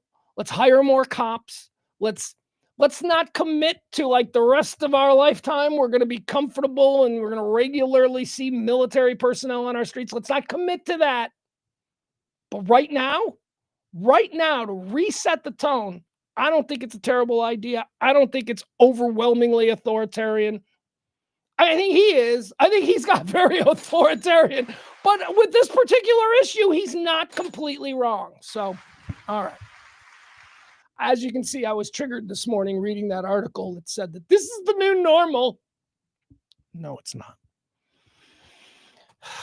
It's just a necessary measure that needs to be taken now to restore some semblance of order. That's all. That's all it is. All right, let's go. What else do we have here that we want to talk about? All right, so the president also did some funny shit today. I tell you, I love his daily President Trump show, which usually comes on around 10:30 or so. Today's Trump show featured a field trip live from the Kennedy Center, which, the Kennedy Center is it's one of those things. You know, we're a wealthy country. We can build these beautiful, buildings to promote our culture and, all that. That's what it is. It's, if you're a great artist or if you're a great performer, you're a beloved American entertainer, you will at some point probably get yourself a Kennedy Center Honor Award. Again, I don't know if it's like induction. Is it a Hall of Fame? I don't know. I'm so fucking stupid, guy. Sports bar. Is it a Hall of Fame? Can I go to the Kennedy Center and see George Carlin and, Pavarotti? And, I don't know what it is. But every year they hold this Kennedy Center honors, and they bring people up. Not to be confused, by the way, with what my favorite thing the Kennedy Center does, which is the Mark Twain Prize. The Mark Twain Prize is the one that I love. The Mark Twain Prize is the yearly award given to the funniest American, or at least that's what I call it. It's not. It's sort of like an honor, but for a comedian. So somebody who has impact, like, I guess, who was it last year? Who did it last year? Conan O'Brien. I think it was Conan O'Brien who was given the Mark Twain Prize. Richard Pryor has received it, David Letterman, people like that. Anyway, Kennedy Center is a little different. Kennedy Center Honors, I should say, is a little different than the Mark Twain Prize in that it brings in a group of people, and it'll be on PBS. Nobody will watch it, because who watches PBS? But Trump, for I think his first term, his first 4 years, he didn't go to any of the Kennedy Center because it was just libs. It's all lib. Well, what do you want? If I'm being honest with you, liberals are better artists. Liberals are better creators. They're better performers, all of that stuff. Stick with your Kid Rock and your Scott Bayos and all that bullshit, right? So the Kennedy Center has always been a little bit more, artistic. So Trump didn't go his first 4 years, but now he's back and he's decided he's taking over the Kennedy Center. There's a bill in Congress that wants to rename it the Trump Center, which is hysterical, but whatever. Hey, it's where we live. And he himself, which is something a president has never done before, he himself decided that he was going to do the announcements today of who the 2025 honorees for the Kennedy Center would be. Like I said, this is something that is so beneath a normal president, but he likes it because it's celebrity, and he likes his celebrity friends. So the Trump show today was great. He's live at the Kennedy Center, and he's like, guys, free balling. He's talking about how he knows all about grass, and he knows all about asphalt. He said some wild shit. He is one of the most entertaining extemporaneous speakers on the planet. And I know this because, if you've been watching this for the last hour and a half, you've seen me extemporaneous speak for about an hour and a half. Trump's better. Trump's so much better than me. He's so much funnier. Anyway, he's whiffing. He's comfortable. He's talking about celebrities he likes. All right, who's going in? Who is this year's? And by the way, Trump's like, yeah. They were like, did you have anything to do with choosing these people? And he's like, yeah, like 98%. I had like 98%. Me. He's like, don't fucking tell us that. You're the president. Don't spend 98. Don't fucking focus on this dude. There's a lot going on. But he doesn't care. He doesn't see himself that way, which is fine. Part of why he's so funny. So who's he bringing in? Remember, 98% him. All right, this year's Kennedy Center honors, we're going to give a big trophy or whatever to George Strait.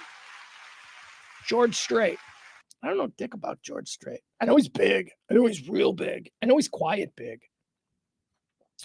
What I mean by that is, like, I know like Garth Brooks is not quiet big. Like Garth Brooks was like, Garth Brooks, come out. George Strait seems a little bit more reasonable. I don't conservative. I don't know how to describe it. Don't know anything about him. I couldn't pick him out of a lineup. Don't know what he looks like. I know he's got songs. Like I've been lived in Texas for 20 years. I've heard many George Strait songs. Couldn't tell you one. You might play some country music and I might go, oh, I like this song. Who is it? And you'll go, that's George Strait. And I'll go, oh, look at that. Okay. And then I'll completely forget it. So from what I understand, having a lot of friends who are country music people, George Strait is a much deserved choice for a Kennedy Center honor. Good for him. All right, after George Strait, Trump, 98% on him. Remember, 98%. These are his people that he wants in there. Kiss. Fuck. All right, so George Strait is certainly the kind of person that I would think would be, Kennedy Center honor, dude. Not Kiss. You guys, Kiss sucks. I'm sorry. Yeah, I have a lot of. Look, I grew up in the Kiss Army. Okay, I was a member of the Kiss Army. I had Kiss dolls and all of that stuff, and then I turned 14, and I was like, this band sucks. And then as I got older, I'm like, they don't even have that many good songs. Kiss has been around for 40 years. They got like 3 songs that are all right. 3. Rock and Roll All Night, Beth, which isn't even a Kiss song. It's like, that's so not a Kiss song. It's like an Air Supply song, but okay. Rock and Roll All Night, Beth, and we'll go with Dr. Love. There you go. 3 Kiss songs that I think are like, okay. Everything else is silly. Everything else is a bunch of grown men trying to ring the cash register by dressing like a bunch of cartoon characters. That's what Kiss was. Kiss is the Archies, except they're real people. You know who the Archies are? They had a bunch of hits in the 60s. They weren't a real band. They were a cartoon group. And anyway, Kiss sort of, to me, exemplifies how drugs and the corporate machine that became the music industry in the 1970s fucking sold us all a bill of goods. Kiss sucks. And I'll also say this. I've met Gene Simmons a number of times. Gene Simmons sucks. Gene Simmons is an asshole. He's just, what do you mean you're not bowing down to me? Dude, you're not fucking Bruce Springsteen or Bob Dylan or Mick Jagger. Get the fuck out of here. Who do you think you are? You're a guy who wore makeup and dressed like a fucking clown until you were 50. And now you're walking around here like you're goddamn Prince. Fuck you, Gene Simmons. That guy's a clown show. All right. So Kiss, no. Kiss does not deserve a Kennedy Center honor. George Strait does. Michael Crawford. Michael Crawford is the Phantom of the Opera guy. He wrote a bunch of Broadway plays and musicals. This is the quintessential Kennedy Center honors guy. Michael Crawford. All right. George Strait, Michael Crawford. Good. Kiss, not so much. All right, so now let's go to the big name that everybody's talking about, Sylvester Stallone. Yeah, Stallone is going to be honored by the Kennedy Center. Now, I'm seeing a lot of people on the left, a lot of people that, they're dumbing everything down, to which I say, fuck you. Fuck you. Sylvester Stallone is a very obvious choice for a Kennedy Center honor. Who the hell? I mean, Democrat, Republican, it doesn't matter who's in power. Sylvester Stallone is a goddamn American icon. How dare you?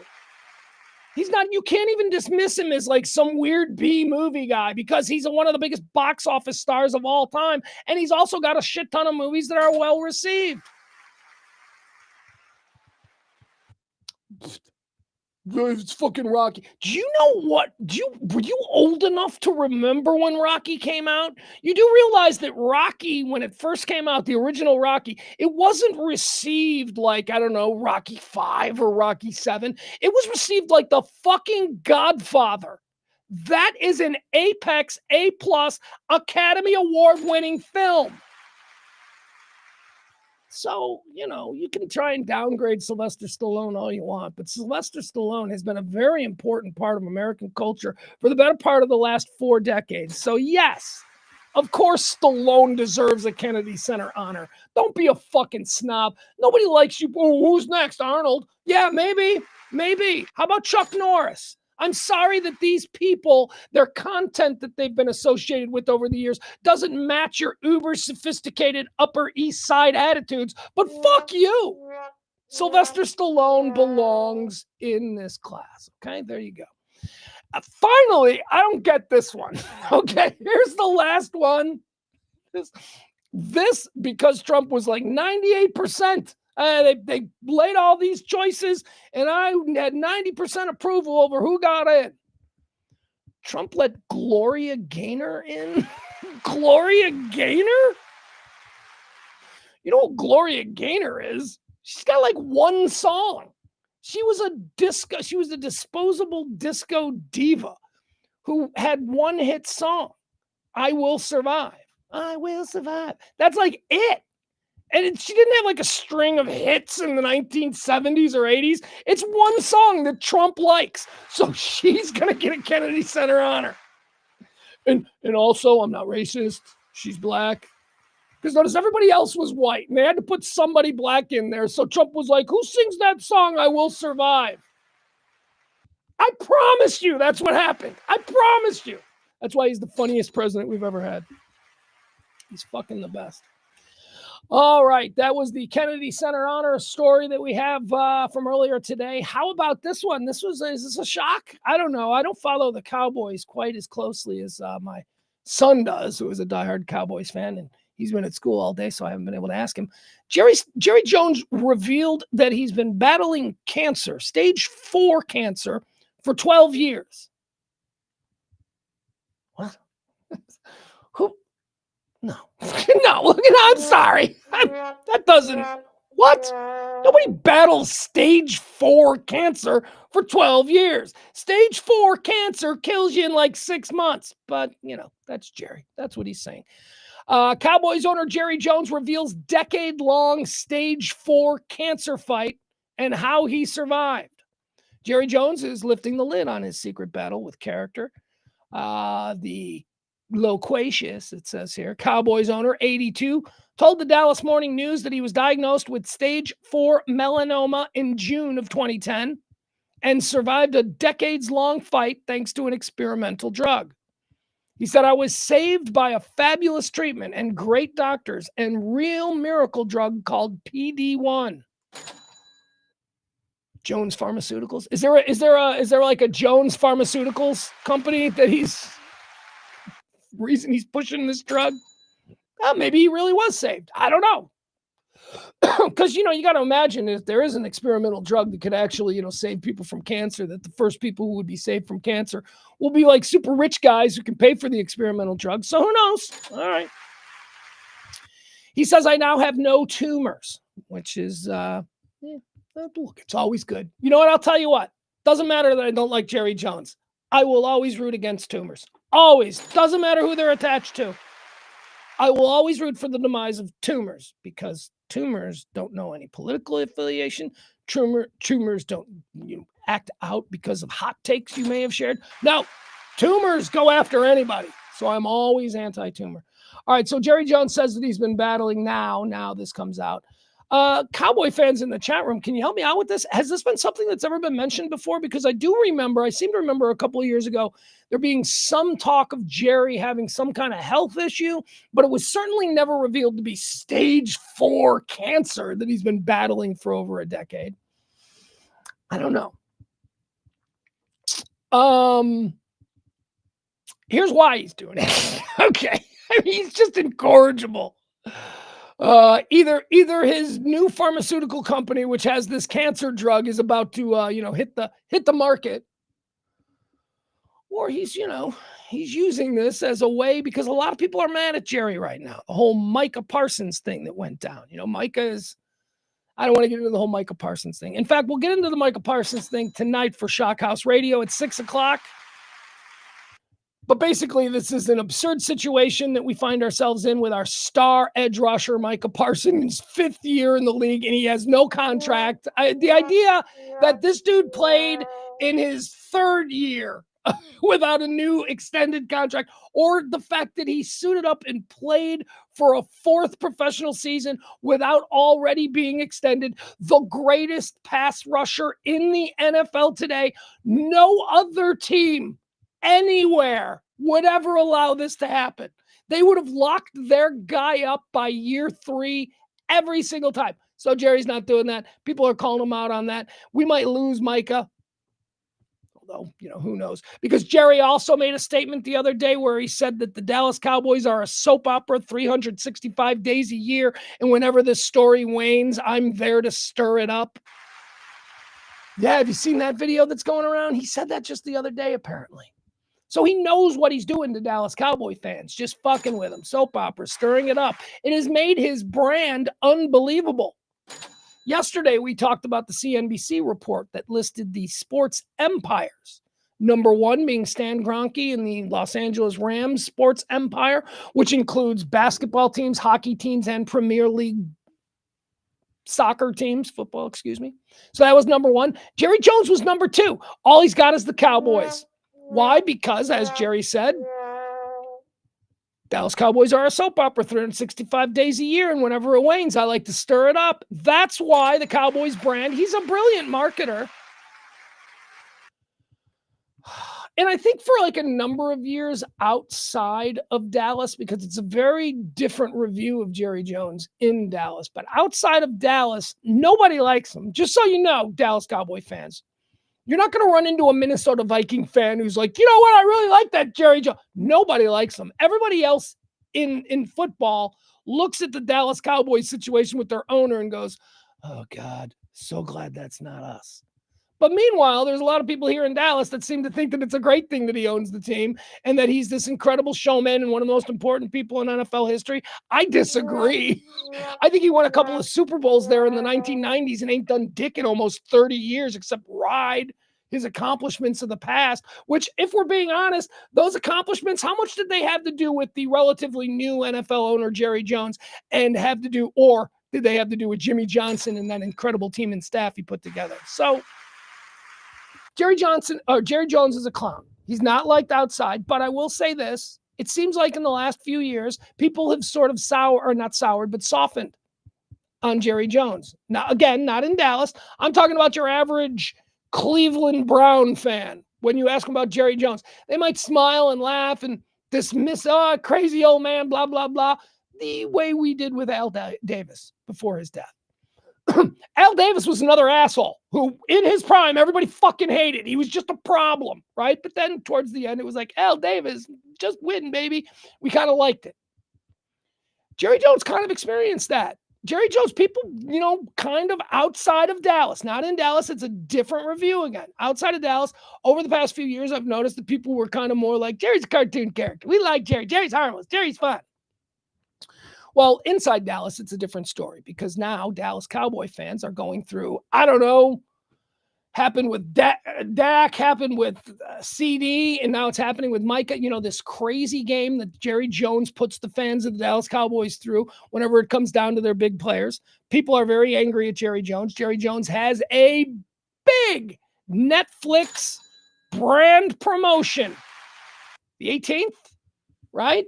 The new Netflix, I believe it's from the people who did the Michael Jordan and the Bulls Last Dance special. They're doing another multi-part docuseries to next week on Netflix. It'll be released. Multi-part series, Jerry or the Gambler and the Dallas Cowboys or whatever.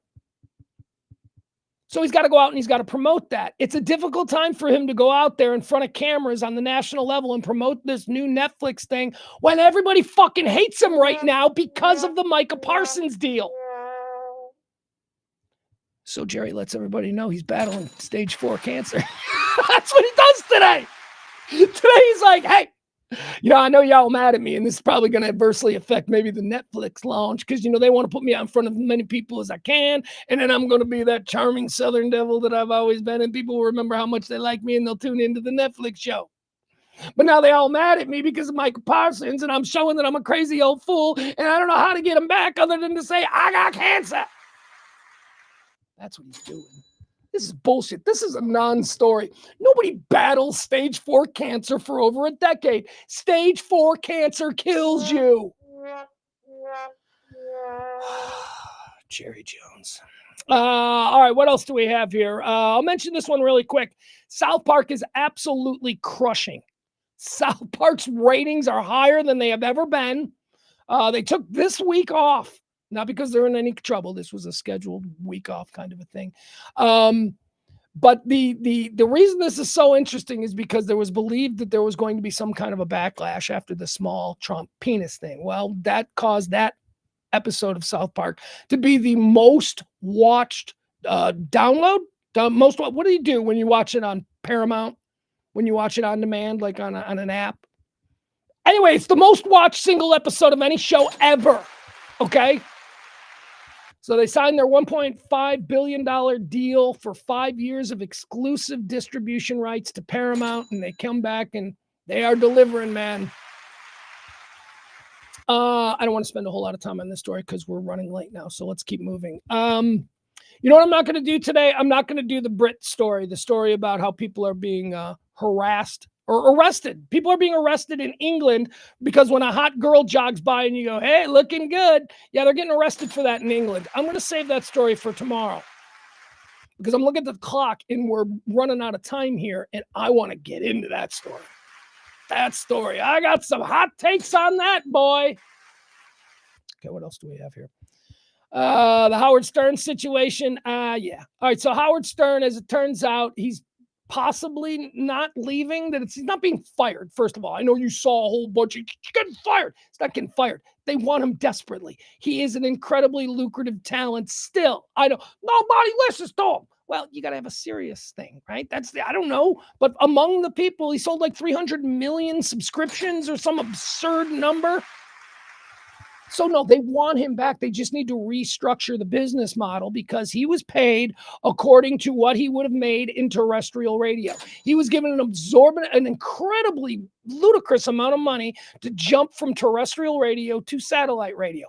They gave him an amount of money that, was akin to what he was making as the anchor for the CBS radio morning juggernaut that was a national phenomenon for about 5 years. They gave him big money. They overpaid him.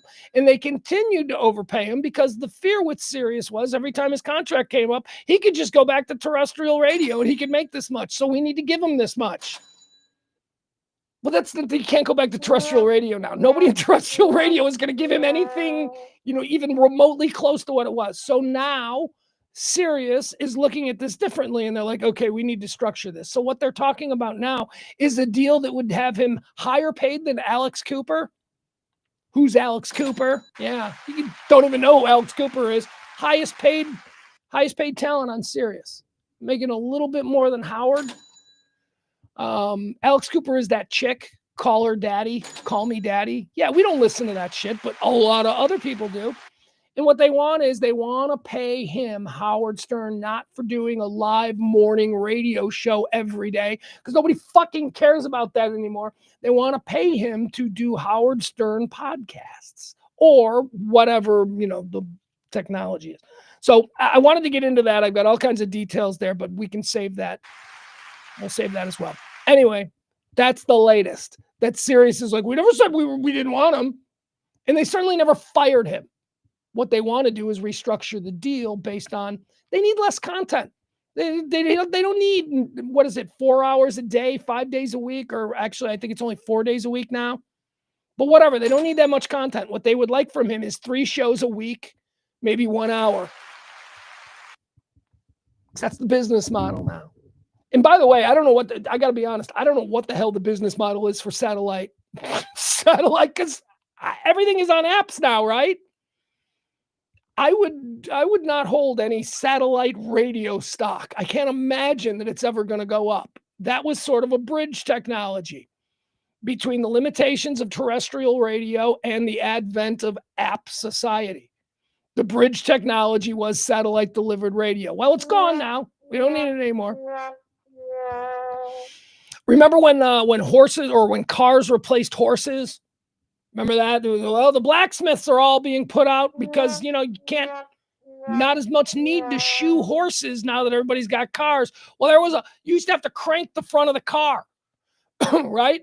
Remember those cars? Like the old, I don't know if it was a Model T or something, but you had to crank. That was a job for like 5-10 years. A car cranker. You could be a car cranker. Yeah, that job went away as soon as the crank went away, but that's another one of those bridge jobs. It was a career you could have for a little while, but it was eventually going to be replaced by better technology. That's what satellite radio was. It was the car cranker. All right. Now we got apps. I can watch radio. I can listen to radio from anywhere in the country because every radio station is streaming live. We don't need satellite radio. This is what I really wanted to end on. Okay. Can we just end on this? Feel like I've been doing a lot of yelling today. I feel like I've been been outraged about, what is the new normal and what is the old normal? And do we really are we pining for the old normal of mayhem in our streets? It was 43 years ago today that National Lampoon's Fast Times at Ridgemont High aired. Yeah, no, I know that's not a thing. Could have been, though. I mean, what if you just slapped National Lampoon's Fast Times at Ridgemont? You could have, gotten away with it. 43 years ago today, Fast Times at Ridgemont High debuted. Who directed it? It's not Cameron Crowe. Cameron Crowe wrote the story, right? Isn't that? That's who directed it? Amy Heckerling. Boom! There you go. How did I get that? Where did that come from? Where did Amy fucking Heckerling? That's right, a chick director directed one of the funniest movies ever made. Chicks can't direct. I think it was Amy Heckerling. I know it was a chick. All right, so if you've never seen it, well, you need to watch it tonight because it's one of the funniest movies ever made. One of the things that I think is one of the greatest things about Fast Times at Ridgemont High, again released on this day 43 years ago. Let me see if I can find it for you. Track through this. It is one of the greatest soundtracks that is, this movie became such a cultural touchstone to, I would say, multiple generations, because I think that there's a lot of young baby boomers who really, certainly Gen X. I mean, Gen X, this was like the first dirty, funny movie that we were allowed to watch, because even the other people from different generations were like, no, it's a funny movie. We should watch. I mean, it was a good movie. It was a little bit provocative, right? But it was a good movie. It wasn't, I guess what I'm trying to say is, it wasn't Police Academy. It wasn't one of these, Hollywood system churned out stupid 80s comedies. Fast Times at Ridgemont High is an important film in the history of comedy films. And one of the most slept on aspects of it is its incredible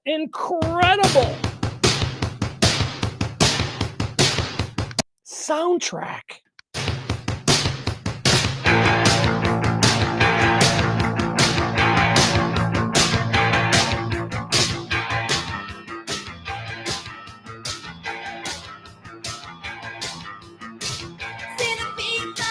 Hold on, I'm having a bit of a problem with the music. That's probably way too loud for you.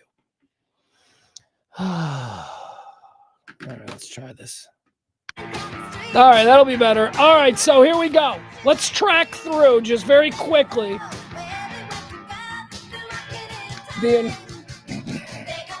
incredibly good and slept upon Fast Times at Ridgemont High soundtrack. That's not right. There we go. All my levels are screwed up now. All right, Go-Go's, we got the beat.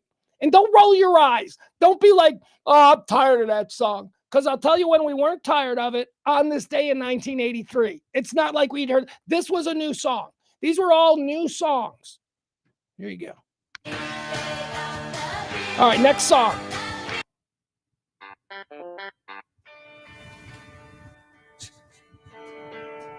American Girl, Tom Petty. I don't know why the sound is so shitty.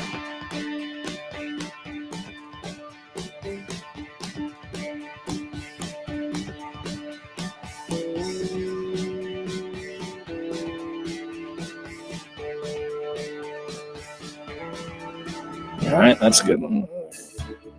Huh? Fast Times at Ridgemont High soundtrack? Nothing but hits. All right, so they weren't all new hits, but still, absolute banger.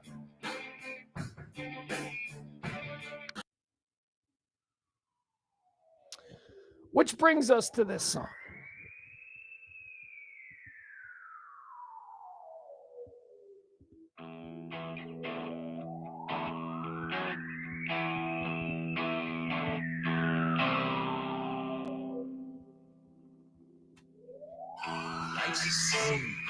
All right, so that is, of course, the Cars, Moving in Stereo. Not a big hit, not a big radio hit for the Cars, but certainly... Fuck!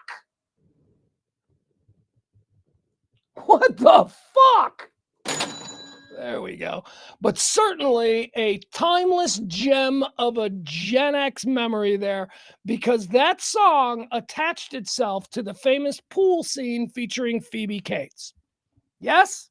Right? We all know what we're talking about here. Just getting out of the pool, red bikini, old Brad is in the bathroom on a break from his job at the, I don't know, he's dressed like a pirate, wasn't he? He's on a break from his job. He sees his little sister, Stacy's friend, Linda, climbing out of the pool in the red bikini. And what does Brad do? Well, he's a teenage boy, so he starts to spank it. First of all, I have to tell you, I looked high and low for this fucking scene. I was like, oh, that'll be an easy one. I'm sure there's all kinds of clips from Fast Times at Ridgemont High that I can show. That'll be an easy one. No, wasn't an easy one. For some reason, Phoebe Cates getting out of the pool in the red bikini to the cars moving in stereo cannot be found. You know what you can find, though? You can find a whole bunch of other people who are imitating it. Like, so that was fun. I was like, she's hot. All right, so the story of Fast Times at Ridgemont High really centers around two girls. It is. Yeah, you could try and make anybody the star. Spicoli's the star. No, he wasn't. Spicoli was the comic relief. Understand your roles in a film, okay? Spicoli was not a star of it. He was comic relief. The star of Fast Times at Ridgemont High was Jennifer Jason Leigh, who played Stacy Hamilton. She was the central character that we heard the story that unfolded through. We saw everything through her eyes. So Stacy Hamilton, Brad's little sister, Brad was played by Judge Reinhold. Stacy Hamilton is the primary character. Her best friend is Linda Barrett, the aforementioned Phoebe Cates.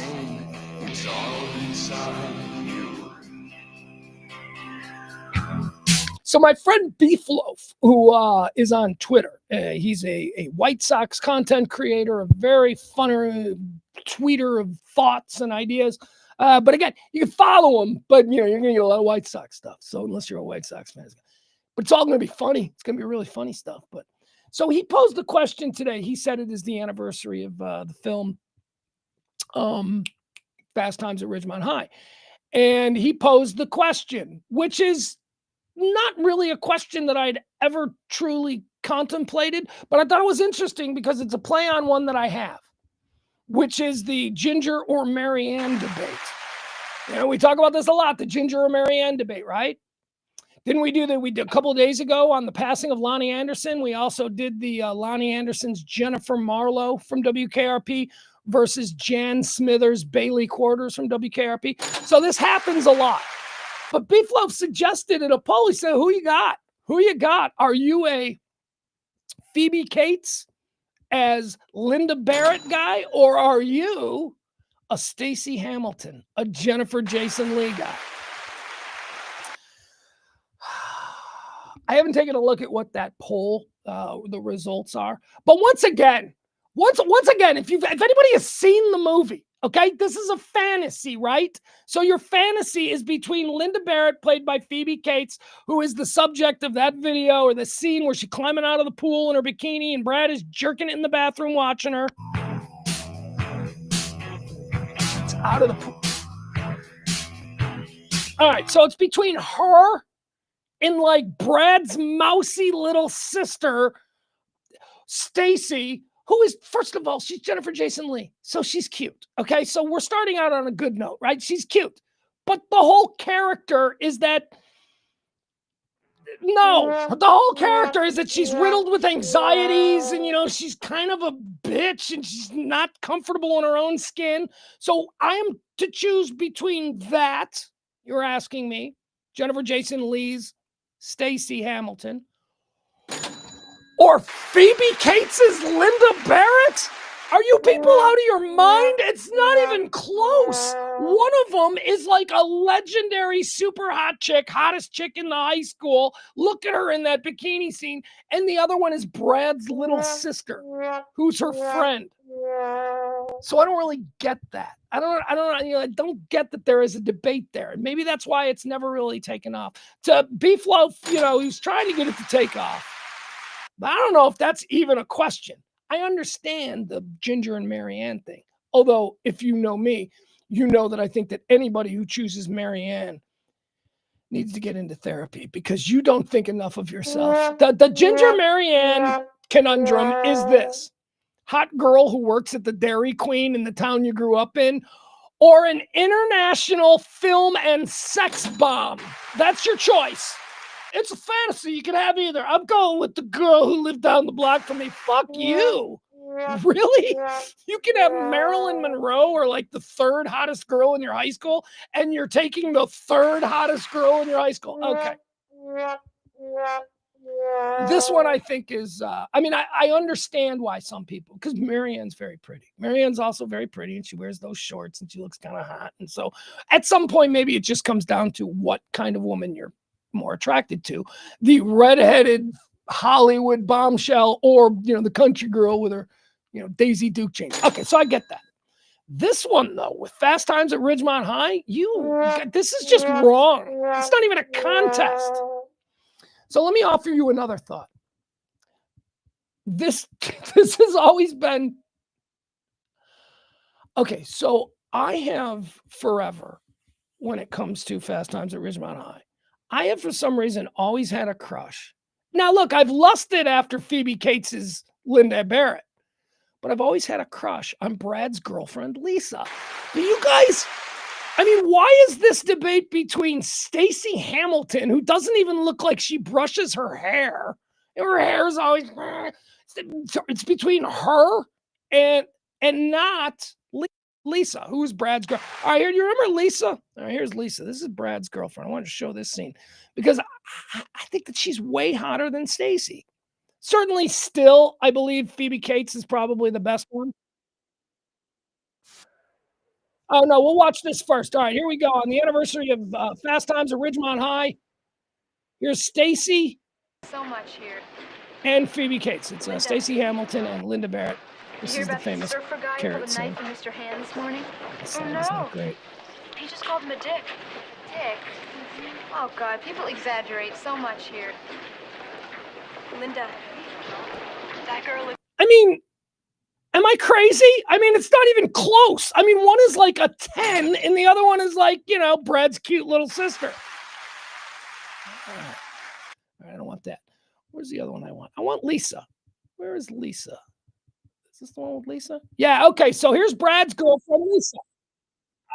I don't know why we're sleeping on her. I don't even know who the actress is. Here we go. All right, Fast Times at Ridgemont High. 43 years ago today it was released.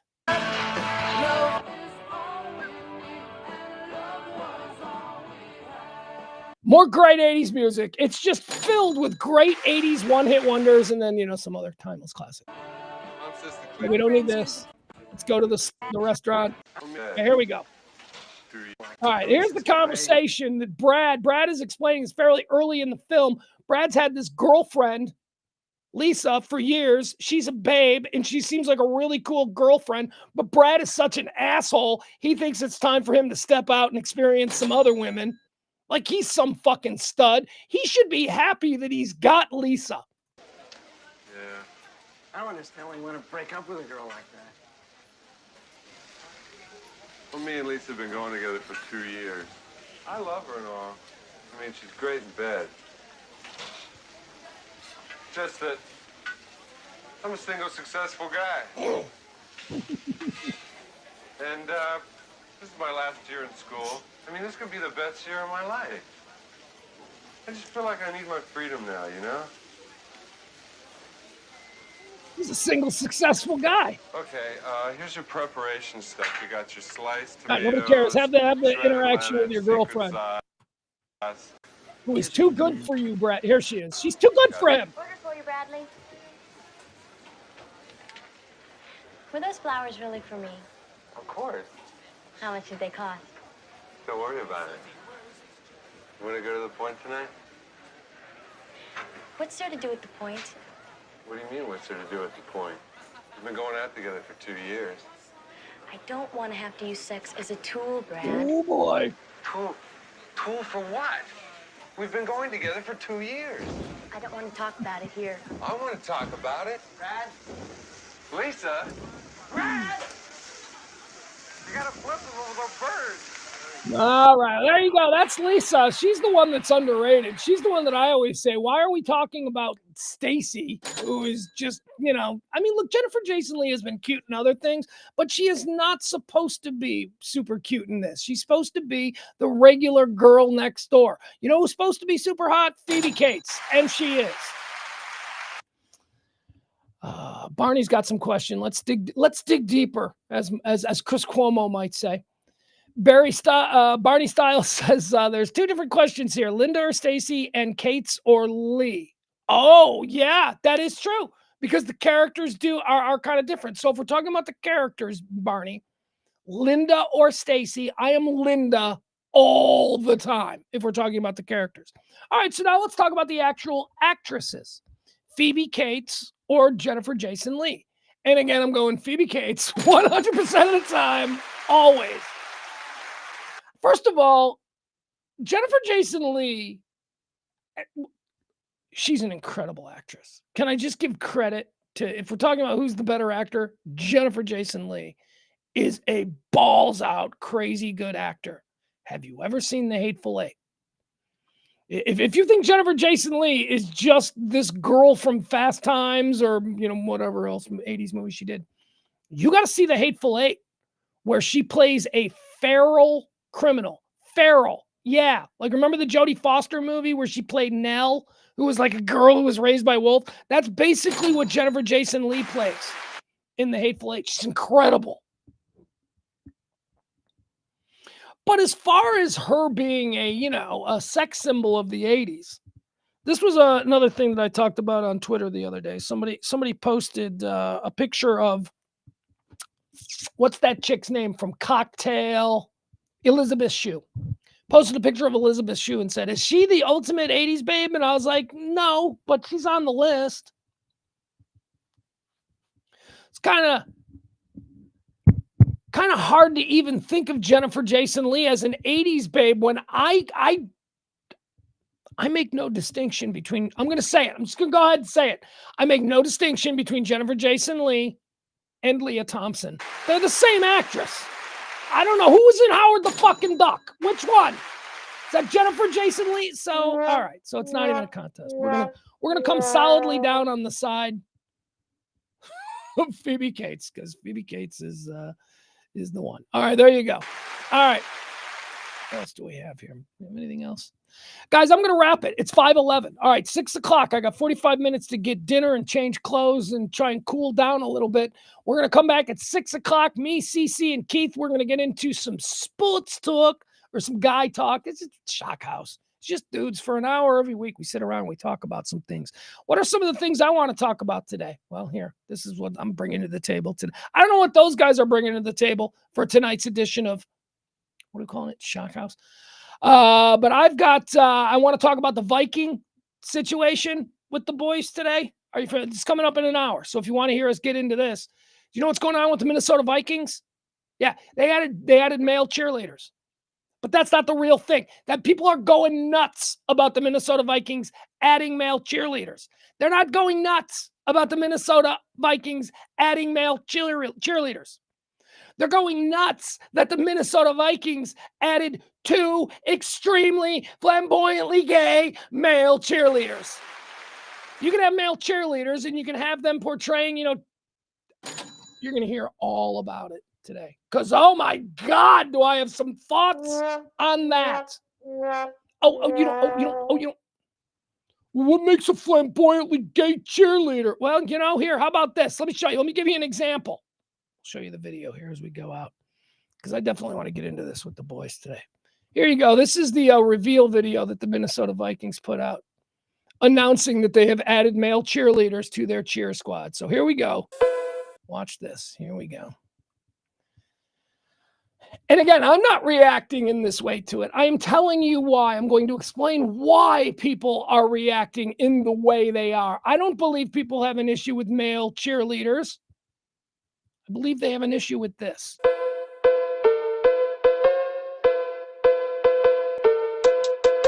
There they are.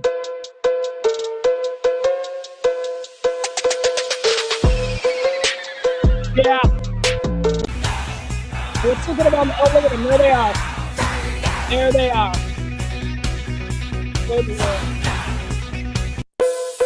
All right, so we're going to get into that.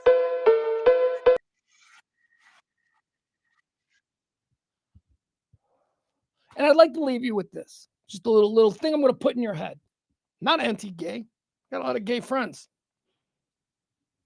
What I am anti is that is supposedly what we normies are supposed to think a gay man behaves like. That ain't the way Jagger behaves. That ain't the way my friend Paul behaves. They're regular dudes. They're just regular guys. They happen to be gay, and nobody cares because that's just what we care about is this imagery that portrays all gay men must be like this. And the Minnesota Vikings very easily could have. I'm not. It's 6 o'clock. We'll get into it at 6 o'clock. All right, all that and a whole bunch more coming up at 6 o'clock on Shock House with me and the boys from the Sports Bras, Cece and Keith. So like, follow, subscribe, and all that stuff. One more time, I want to thank you for allowing me to do this, and we'll be back tomorrow. Tomorrow, I think 2 o'clock. Tomorrow, normal 2 o'clock show. Love you guys. Bye.